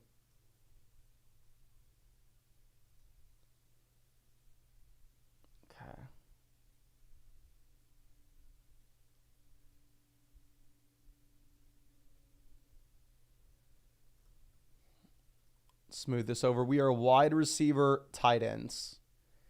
I think there are some instances where I'd potentially go with the third quarterback here, but not when we have the Diggs and Dell stack, because we are sitting here essentially saying that this is a team that the only way it really happens for us is if the Texans are a top 3 offense in the NFL in passing yards and passing touchdowns.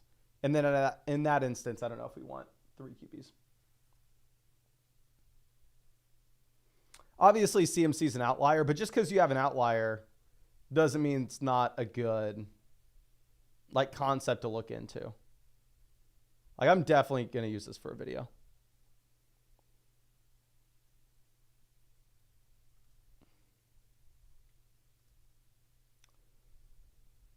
Because the running backs that you have alongside rushing QBs this year, Henry, Barkley, Brian Robinson. Real quick. I think we're going to go Jonnu as our tight end 2 here.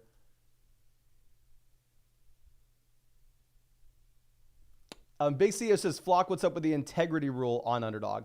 So we get a question about what happens if a guy and all his buddies join one draft and they make sure that a team gets CMC, Justin Jefferson, Jamar Chase all in the same squad, and everybody else in round 1 takes guys like Ronald Jones.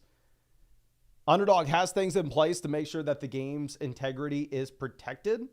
So, if they find that people are going through and doing anything to go against the integrity, they'll suspend the draft, they'll throw it out, and a lot of times they'll go through and take a look into the accounts and see if the accounts need to get banned. Okay. Ray Charles says, full BBR double flex, what's your top 12 in order? Full PPR, double flex, top 12 in order. CMC, Lamb, Tyreek, Brees, Bijan, St. Brown, Chase, Jefferson. I think you can switch St. Brown, Chase. A.J. Brown, Gibbs, Puka, Wilson, and probably Taylor. We are wide receiver tight end. We're going to go Malachi Corley, get the double stack with Rodgers. We'll have Mike Williams and Malachi Corley. And ooh, camera froze. Oof. Let me fix this real quick. Now, your boy's a magician, so he knows exactly how to fix this. Bam. Bam. We back. Let's see it. Here we are. Oof. There we go. Now, how are we at 500 likes? Can I bail from this draft and hop into a new one? Okay, yes, we can. We are going to hop into a new draft right after I make this pick, and then I'll finish this one on my phone. So we need another wide receiver and another tight end. I think so. Yeah, I think we can go with only 5 running backs with James Cook, Najee, Brian Robinson, Singletary, and Blake Corum. Like, we waited till round 5 to get our first guy, but then afterwards we pretty much just slammed RBs. Also, unique bye weeks for all these players, if that matters at all. Henry says 4 people have joined the Big Dog. I will hop into the $500 underdog draft after this, and I will see if we can fill it. We'll see. But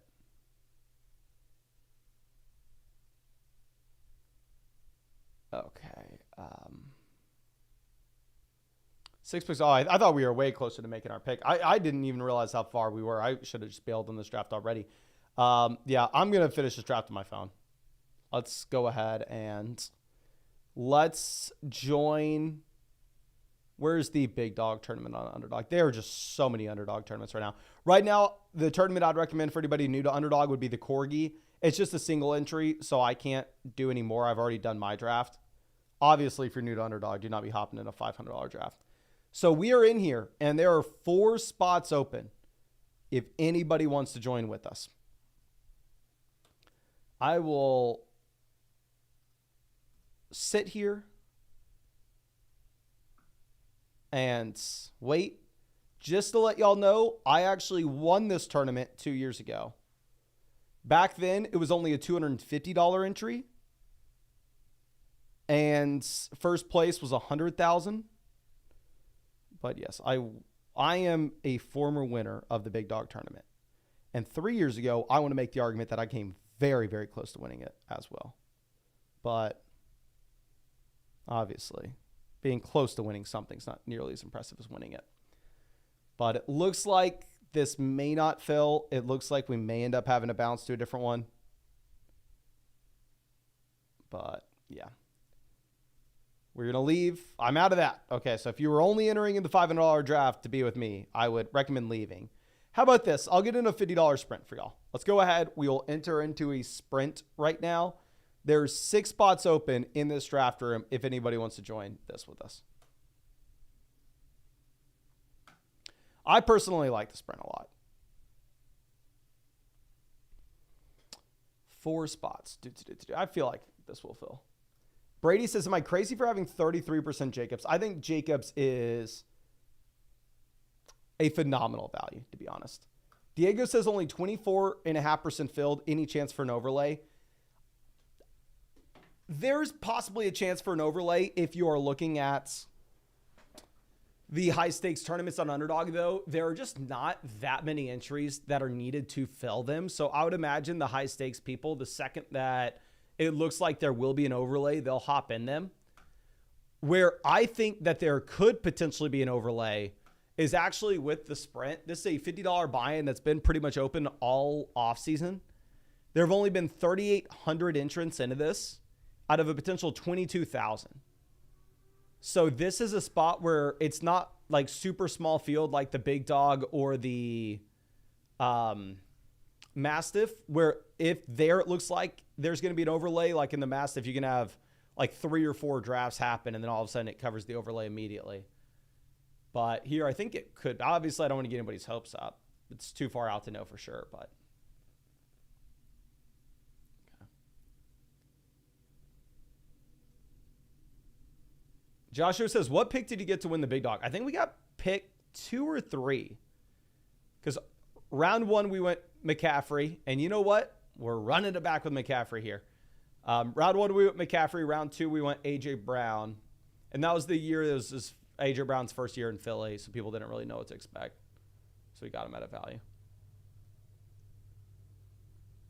Okay, Juice McCaffrey says, good morning, good morning. Sprint room, insta-filled. Must mean there's a flock stream. Yes, sir, we are. We tried to fill a big dog and looked like that was not happening. So we hopped in here instead. But happy to see you.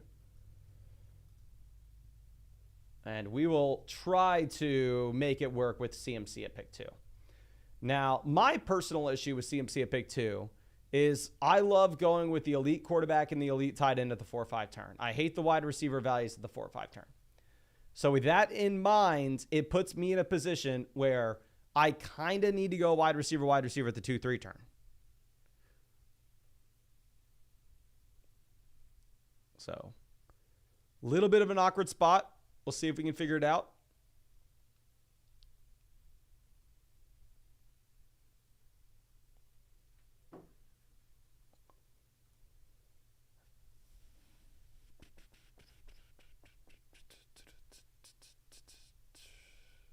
Brandon Lloyd, Tim Tebow at the 2-3 turn. I will call up Underdog right now and see if they can give Tim Tebow wide receiver eligibility. And if they can, we will consider it. I don't have Tim Tebow's draft profile written up for our draft guide. So I may have to pass on him in this draft, write up the profile. That way we know what to expect and we can be more confident after we've done the research.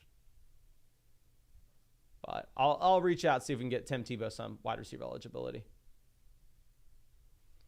Vinny says, is this draft filled entirely with flockers? I don't think so. I know Vinny's out here with us at 7. Waffle Taco's in here with us at 6. Henry's in with us at 1. Whenever we joined the draft, there were 6 spots open for people in the live stream. So I think that there are probably 5 non-flockers in this one.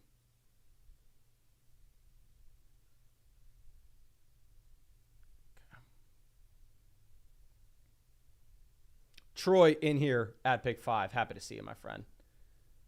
Brad says, in the sprint, your total points from weeks 15 through 17 are combined, not 3 separate weeks in the playoffs. Yeah, honestly, when this sprint came out, I know I think it's maybe just an awkward price point for it to be a $50 draft, because if people want to do like a really high stakes draft, they'll go in the $500 one. If they want to do like a reasonably priced one, they'll go in like a $5, $10, or $25 underdog draft. I think the reason the sprint is filling so slowly is just like an awkward price point of $50 where it's not like super high stakes, but in terms of like a best ball draft that you're not going to be committed to during the season, it's pretty high stakes to spend $50 on a draft, you know? So it's feeling very slow, but from a structure perspective, like weeks 1 through 14, figuring out who's going to get to the fantasy football playoffs, and then in weeks 15 through 17, a playoff tournament where it's just total points with everybody in the bracket to see who wins. I really like that structure. Like from a structure perspective, I really, really do like it.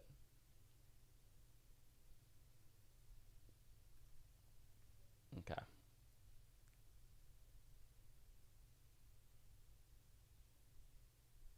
Jonathan Taylor goes pick 21, super strong value on JT. The issue is Barkley makes it to us at 23. I love the Barkley value. I probably can't take him. We have CMC. Here's what I'm going to do. I'm going to take Mike Evans. And if Henry at 1 wants to test us and give us Saquon Barkley, we'll take Barkley. He doesn't. He goes Barkley Cup. So he lets us be. And we'll be very boring with it. The issue with, honestly, I'm not. We're going to take DJ Moore instead of Devonta Smith. The sole reason being is if you look at the way that ADP lines up, there shouldn't be a ton of DJ Moore, Mike Evans, McCaffrey starts, whereas there should be a lot of CMC, Mike Evans, Devonta Smith starts. And I do think DJ Moore and Smith are in a similar tier. So I'm going to go ahead. I'm going to take DJ Moore. But this does give us the flexibility if we really want to go like Lamar Andrews at the 4-5 turn, which typically is harder to do in the sprint. Typically, these quarterbacks do go a little earlier. But it does give us the optionality to go quarterback tight ends at the 4-5 turn, which is what I personally like. Okay. Diego says, what about redraft? Do quarterbacks matter more? Quarterbacks matter more in your redraft league if you can only start 2 wide receivers, 1 flex. If you only start 2 wide receivers, 1 flex, quarterback's going to make up such a high percentage of your starting lineup output from week to week perspective that you should be pushing quarterback up the board. But it really is going to matter just the overall starting lineup requirements in your redraft league for where you should be pushing quarterbacks to. And honestly, for version 1 of the draft guide, we don't have that stuff out in terms of like important adjustments to know for your exact league format. But like I said, every week I'm going to be getting y'all an updated version of the draft guide. So I'm going to try to, for version 2 of the draft guide next week, get y'all an in-depth breakdown of how you should be adjusting, how you value positions based off the league format that you're in.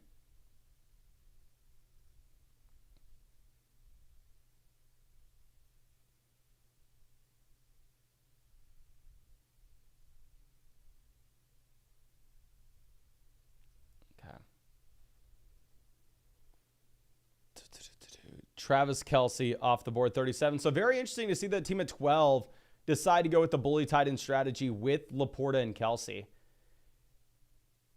I've been adamantly against going with like the tight end 1 and the tight end 2 together for years now. However, I think this year you could just potentially get away with it. The reason being is if you look at the cost of these guys, it is significantly cheaper than in any year that we pretty much have ever seen.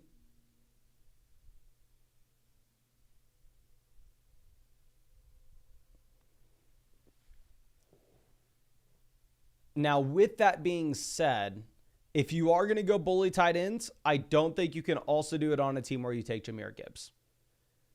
I personally think it's probably going to be like either one or the other. You either need to grab wide receiver out the gate, then go Laporta Kelce, or you just don't do Laporta Kelce in general. Now, where I think, honestly, going with the 2 elite tight ends could be more reasonable is instead of doing it at the 3-4 turn with Laporta Kelce, if you do it the 4-5 turn, like with Andrews Kincaid, or maybe in like round 5, if you get Kincaid in round 6, you get George Kittle. I think I could see a round 5 and 6 tight end pairing having better odds than a round 3 and 4 tight end pairing. And I think it would be easier to catch up at wide receiver in the early rounds if you were to go down that road.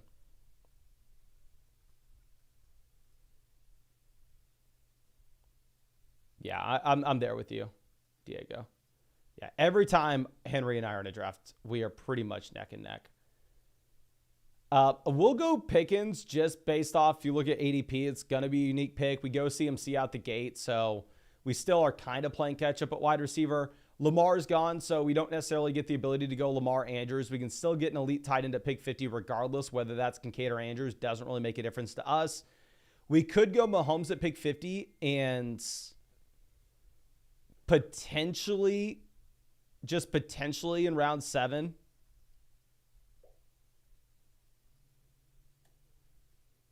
I don't know, get, maybe people are worried about the Xavier Worthy training camp clip and we get Xavier Worthy making it to us in round 7.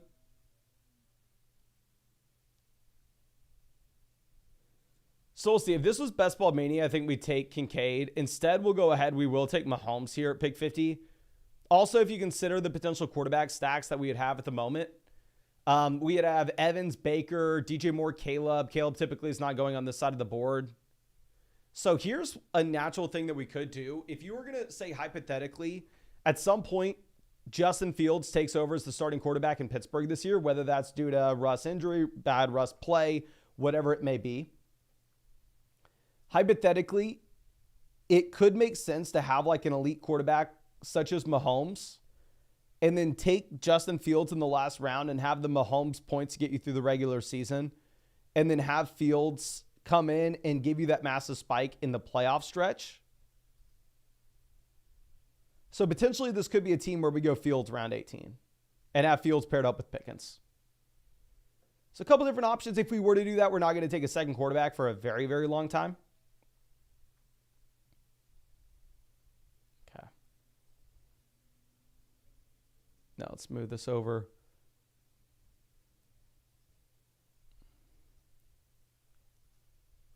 Kincaid does make it down to Vinny. I mean, Vinny must be freaking pumped. PM Chunk says 12-team PPR keeper league. I kept Breece Achane. Drafting a pick 7, would you take Gibbs, Marvin, or A.J. Brown? I like Gibbs the most, but feels risky not to draft a receiver. What are your thoughts?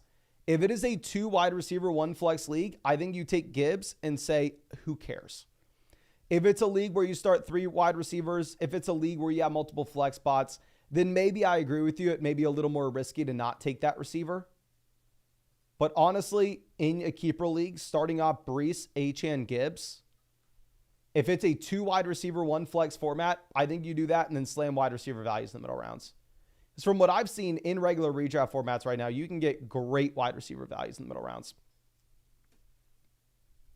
Okay. A Muncher Band says, where do I find the draft guide? And does it include redraft rankings? The draft guide, yes, includes redraft rankings. That's what it's made for. The draft guide is on flockfantasy.com. It's not there yet. We'll be there tomorrow. The rankings are already up on flockfantasy.com. Or if you are using Underdog Fantasy to get it for free, you can find the link in the description, comment section, live chat. If you signed up to Underdog Fantasy with your account in 2024 and use code FLOCK and deposit $10, you will get a deposit match. You will get a deposit bonus. You will get my 2024 rankings and my 2024 draft guide. The draft guide will be sent to your email every single week until the start of the season. And the rankings will be sent to that same email as well. The email that you signed up to Underdog Fantasy with for that account. Now, sad to see, but Rashee Rice, Hollywood Brown, Xavier Worthy, all off the board. Like I said, I do think that we can still take, I won 150,000 2 years ago with an unstacked Mahomes. So it's definitely not ideal to have the unstacked Mahomes. I don't regret at all taking him to pick 50 and rolling the dice to see if we could get one of the Chiefs guys making it back around to us. Sometimes it'll happen. Sometimes it won't, but we'll try nonetheless. Okay. Let's move this over. Jewish McCaffrey on the clock. A-Rod says, Pickens and Mahomes correlate week 17 at least. I don't really care at all. It's this is the sprint. It's not Best Ball Mania. I know obviously it's 1 out of the 3 weeks and maybe make an argument for it there, but yeah, the sprint, I could not care less. It's a smaller field as well. I don't care about week 17 bringbacks. I don't care about week 16 bringbacks. We're going to go ahead. We will take Joe Mixon, and then I think we want to be going with a wide receiver here. The question is between JSN, Addison, Keon. Who do we go with? Y'all know we've been hyping up Keon Coleman. We've put out the data saying how important it is to make sure the wide receivers you're drafting are in good offenses, which Keon Coleman will be the first guy that fits that mold for us. We'll go ahead and we will take Keon Coleman at 74.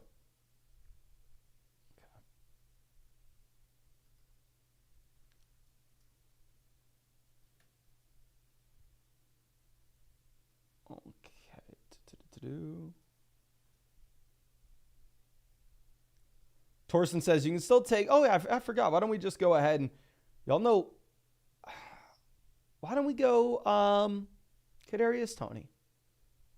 The man was only going in round 6 last year. He was only going ahead of Mike Evans at one point. Great idea to go through and maybe just take him in. We'll get a discount. We'll take him around 9. How about that? Take him in round 9.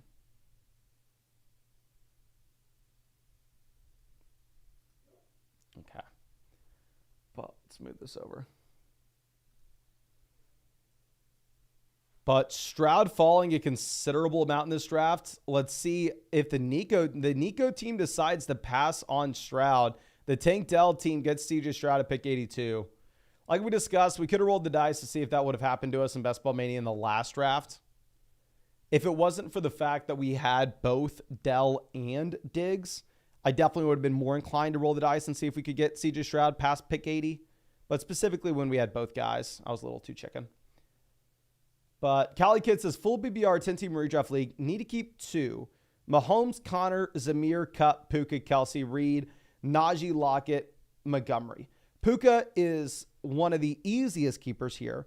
Really, the question's going to come down to, at least in my mind, and by the way, in a 2-player keeper, I'm not considering the long term. I'm just considering this season. It's just going to come down to Mahomes versus Travis Kelsey, and I think it's up to you in knowing how your league mates value quarterback.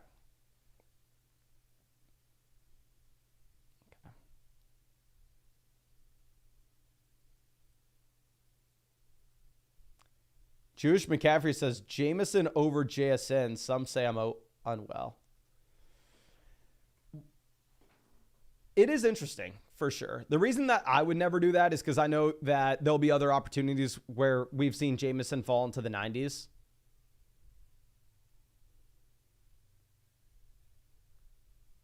I don't know. I mean, you have the positive reports. Obviously, he profiles to be more of a spike week option than just somebody who's going to be giving you a 6 receptions for 40 receiving yards, like maybe JSN. Pick out one at Meg. See an argument for it. And then obviously you have positive camp news coming out of Detroit. Okay. Now Ferguson goes 91. I mean, we have a very well-balanced start, I want to say. We have Mahomes quarterback, running back, we have CMC Mixon. Wide receiver, we have Evans, DJ Moore, George Pickens, Keon Coleman. Cortland Sutton goes 93.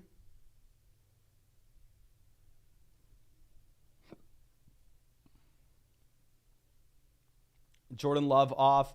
Dak's not really in play for us. I think we're going to actually take Zach Moss here at pick 95.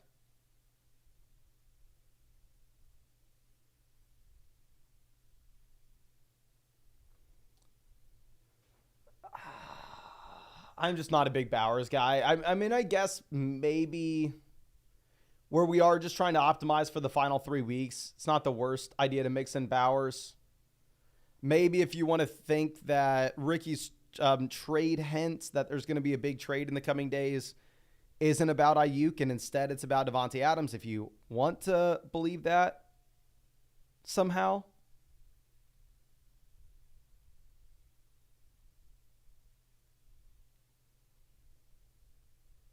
So I don't know. I'm just trying to come up with any argument to take the second or third option in one of the worst offenses in the NFL as a rookie tight end. The real answer is probably hard to come up with a good argument for it. LeBron James says, hey, Mason, deposited with code FLOCK. How do I go about getting your rankings? Tomorrow, the draft guide will drop with all the rankings. It'll be emailed to the email that you signed up with. And what I'm probably going to do is I'm either going to email it or I'm going to have Underdog email it. And in the email, I'll say, respond to this if you want the continuous updates. So you'll get the rankings. You'll get the draft guide. It'll be a PDF format. And if you want to continuously be updated with it every week, just respond to the email, say, yeah, give me the updates. And then every week we'll send you an email.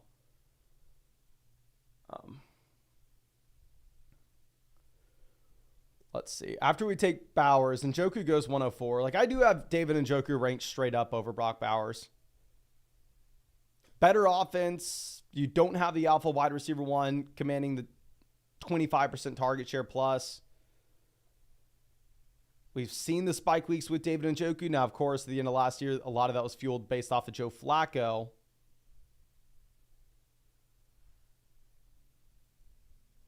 Juice McCaffrey says, Mason, did you already comment on Belichick to Underdog News earlier this stream? Curious your thoughts. Yeah. Oh, I didn't know if you saw our announcement, my guy. So it was very interesting is Underdog reached out to me and they went, hey, we're really close to a big time deal, but we have a big ask from you. And of course I'm like, okay, God, you already asked so much from me. What the hell do y'all want?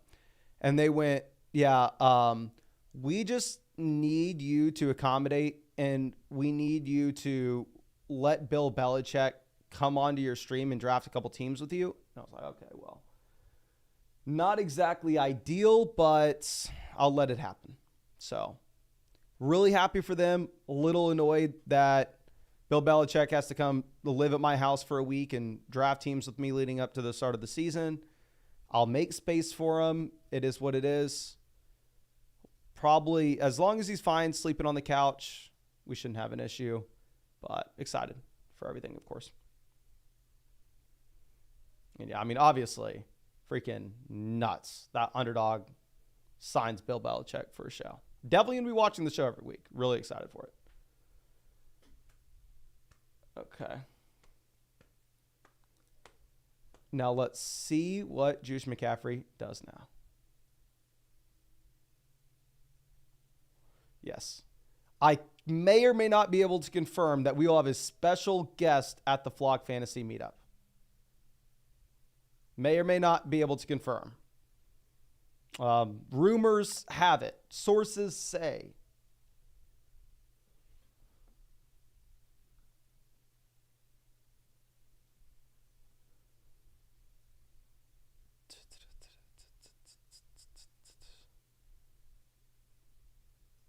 Torsten, my girlfriend is probably too old, to be honest.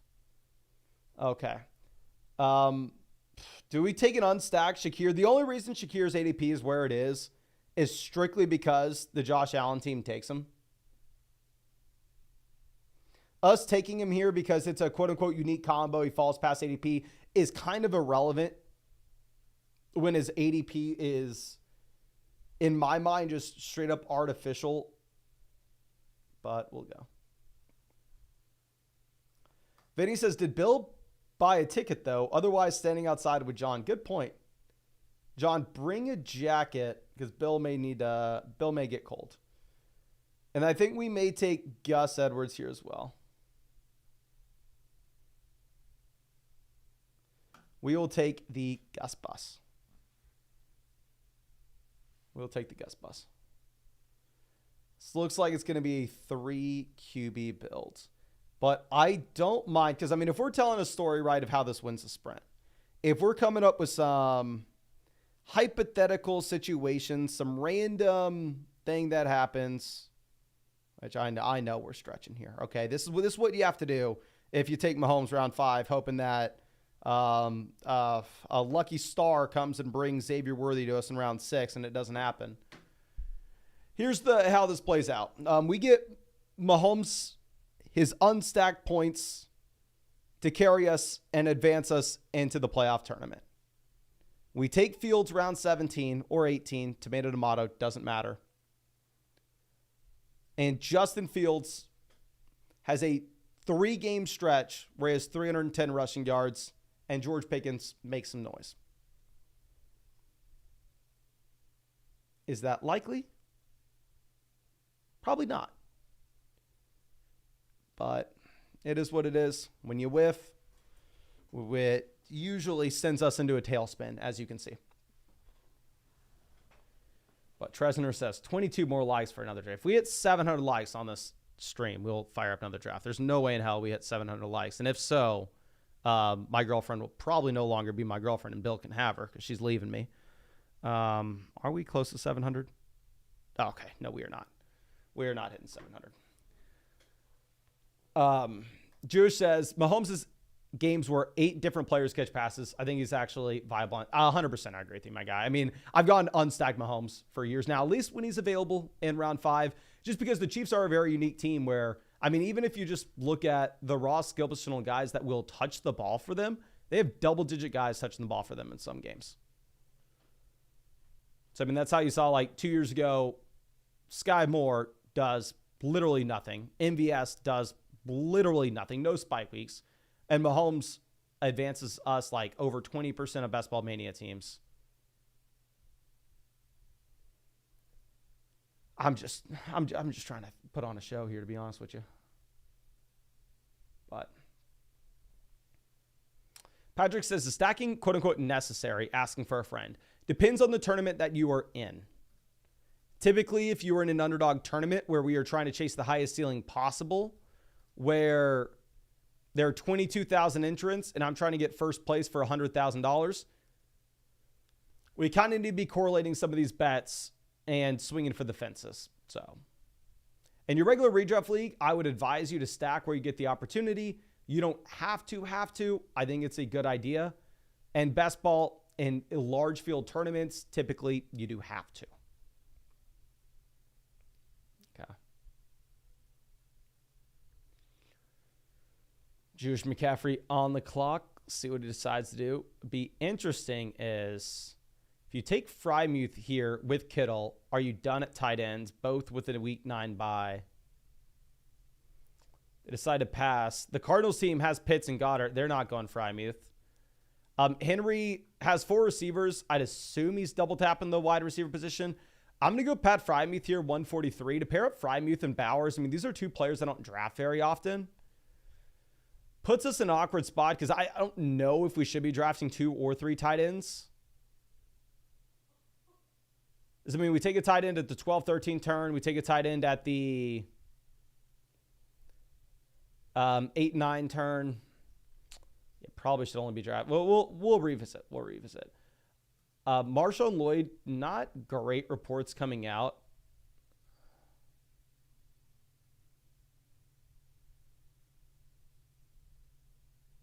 If we take a running back, we only can take 1 more. Am I doing it? I'm going to be an idiot. I'm going to take Sticky Ricky. Looking at Sticky Ricky, obviously, this is a situation in which if Ayuk is not dealt, it's a horrendous pick. Like I talked about with the Ayuk stuff earlier today, you have... I mean, speaking of Sticky Ricky, you have that Ricky account on Twitter. No idea who this guy is, but he breaks everything before Shefty does. Saying that there's going to be a big trade upcoming. Then afterwards, you get the clip out of San Francisco with Ayuk giving hugs to the coaching staff. Seeming like it's either, hey, we just got an extension done, or hey, y'all just sent me to Carolina and I'm the 3rd highest paid receiver in the NFL now. And I think it's a very binary range of outcomes where if Ayuk is dealt and Sticky Ricky is a round 1 NFL wide receiver stepping into what should be the highest scoring offense in the NFL, I would rather him over to Amari Douglas. I'd rather have him over Darnell Mooney, Dotson, Leggett, A.D. Mitchell, Polk, Downs, Mike Williams, Gabe Davis, Dontavian Wicks, Shakir. I think he jumps 5 rounds. Where obviously if Ayuk doesn't get dealt, he's a horrible pick here at 146. He's the 5th option in San Francisco. So, I don't know. In these tournament style contests, I'm trying to take these players where it's ambiguous of where they should be priced, where they have potential to be moved down or up through the course of the offseason. Because if he moves down in value and I lose my $50, who cares? If we have a massive hit, then we potentially are in line for $100K. We have CMC, so potentially we're already in on this offense, if that matters. The Brown Mama says, there's a video from today, Ayuk saying hi to Lynch and Shanahan. That's the video I'm referring to. There's been speculation with that video of reading, and obviously, this is July 31st. This is going to show you that, I mean, God knows what's going on. But there's been speculation saying that it means they got a trade deal done, and it's like, hey, thanks for all the help, thanks for the time being, blah, blah, blah. Or it's speculation that Ayuk got an extension done, which I don't know.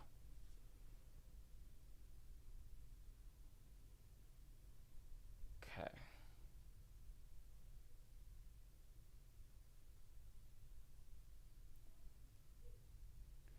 LeBron says, is there a certain amount of players you recommend not stacking best ball? Example, stacking the whole Houston wide receivers with Stroud. Depends on how large the tournament style contest is going to be. If it's like Best Ball Mania where you have a couple hundred teams in the final week in week 17, you just have to think about you only have so many starting lineup slots. So for you to go into the week with like CJ Stroud, Nico Collins, Stephon Diggs, Tank Dell, how many of those guys can actually hit your lineup? Probably not all 4. So I typically am looking to get double stacks where we can. I'm not going to avoid getting the fourth player from an individual offense, but I'm not going to be raising my priority in getting them, if that makes sense. So say hypothetically, if I drafted CJ Stroud, Tank Dell, Stephon Diggs, at tight end, I'm not going out of my way to get Dalton Schultz, but if Dalton Schultz falls 15 picks past ADP to me, I'll take him.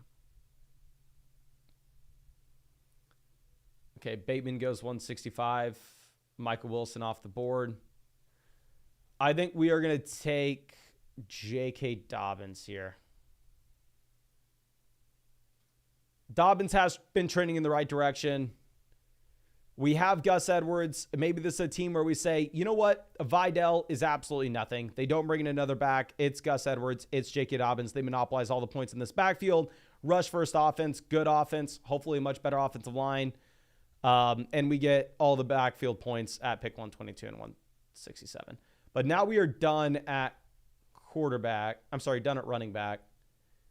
Wide receiver, Levis makes no sense with these options. Rodgers makes no sense. You'd be looking at Marvin Mims, Troy Franklin, Roman Wilson.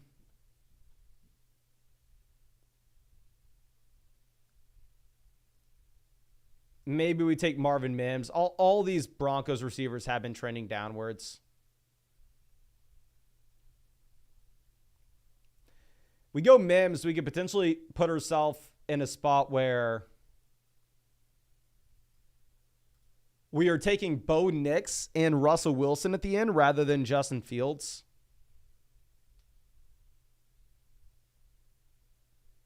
The Brown Mama says, mention 700 again so we get a spike in likes. I'll mention it again, but I'm telling you, yeah, I don't think 700 ain't happening. We have not hit 700 on a live stream once this year.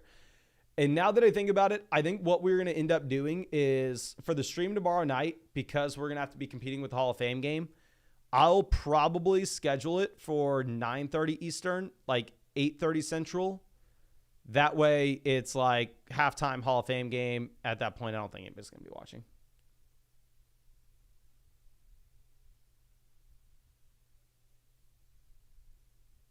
Okay.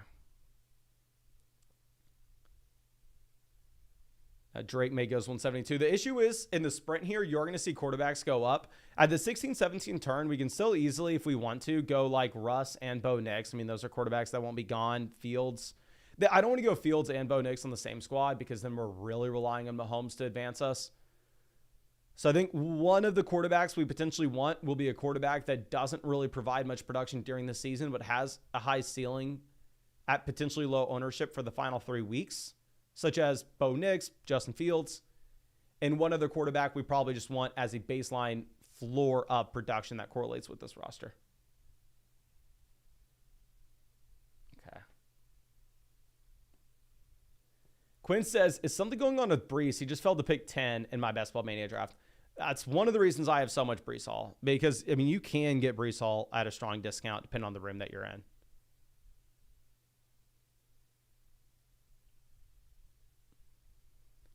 Yeah, and the flock draft will drop tomorrow. I think it drops at the Hall of Fame game start.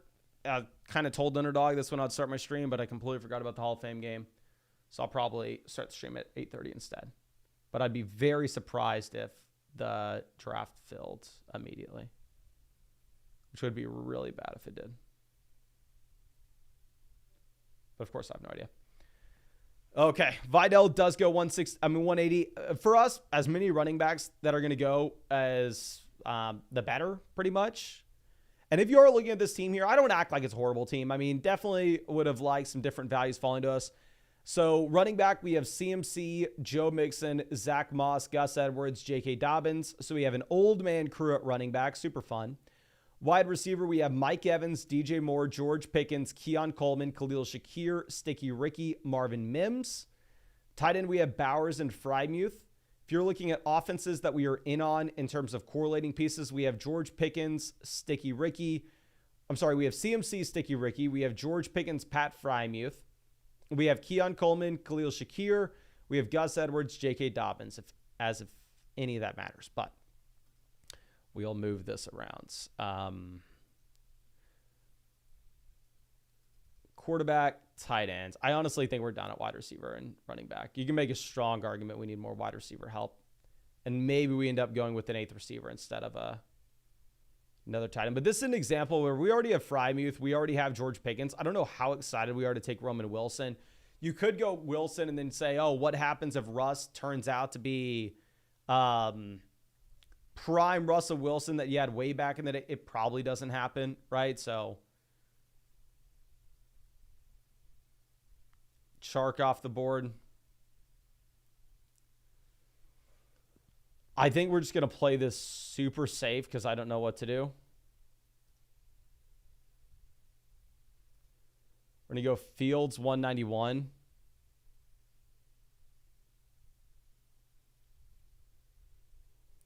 Then our other quarterback, I don't know if we want to go next with Fields. We'll just take Daniel Jones. I'm fine with an unstacked Jones given the rushing upside that you have. And then honestly, if we really wanted to, go with the wide receiver. There are Giants receivers that we can get in round 18.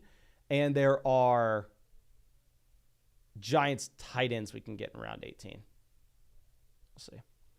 Vinny says 3 max cap on flock draft means it's unlikely to fill. What's the max total entries? 4,800 entries.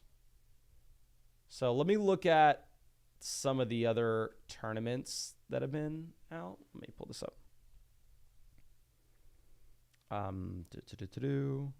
Just in comparison, like a 4,800 entry tournament right now, weekly winners 186,000. The Corgi was a single entry 22,000 entry tournament. The Bulldog was a single entry 3,000 person tournament, but that was a $75 buy-in. We'll see. We'll see. Okay. I mean, it's going to fill. The question is, how long does it take to fill? I bet it fills. My guess would be 2 or 3 days. Oh. And I think I asked for a 15-second timer. Hopefully it's a 15-second timer.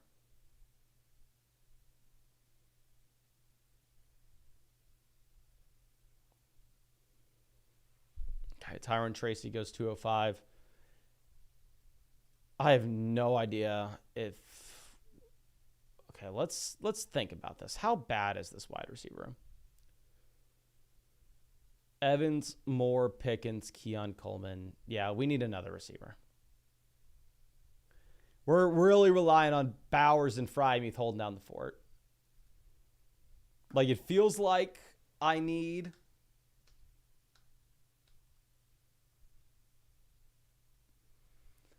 Feels like I need another tight end, but I'm just being spastic. Especially when I take 3 quarterbacks. I think we need to take the 8th wide receiver here. We're not strong enough at receiver.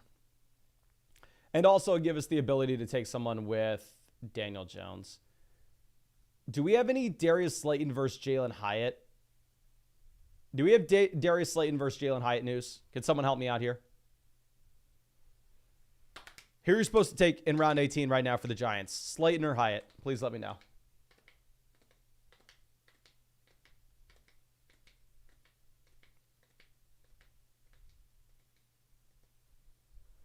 Juice McCaffrey says, team feels fragile, but the Chase JT HN combos, the first I've seen in a sprint, and I've been about 25%. Do you remember like the actual combos of the drafts that you were in, my guy? Because I'm in a draft, and then 10 seconds later, I just dump any information that came from that out of my mind forever. Like, do you remember the actual combos of the drafts that you're in? Looks like most people are in on Hyatt over Slayton. Slayton, higher ADP. Maybe Hyatt's a little bit more of a unique pick. So we'll go ahead. I'll listen to y'all. But I think that should be it. Really do appreciate all of you. And yeah, really hope I get a draft with you tomorrow in the Flock tournament. And I will be, hopefully, draft guide will be out. Be on flockfantasy.com. Be emailed to everybody who signs up to Underdog Fantasy with code FLOCK and makes that $10 deposit on an account in 2024. Sorry if you signed up for a year ago. but it'll be on flockfantasy.com. But appreciate you. Really hope you have a great night, and really hope we get to see you out tomorrow.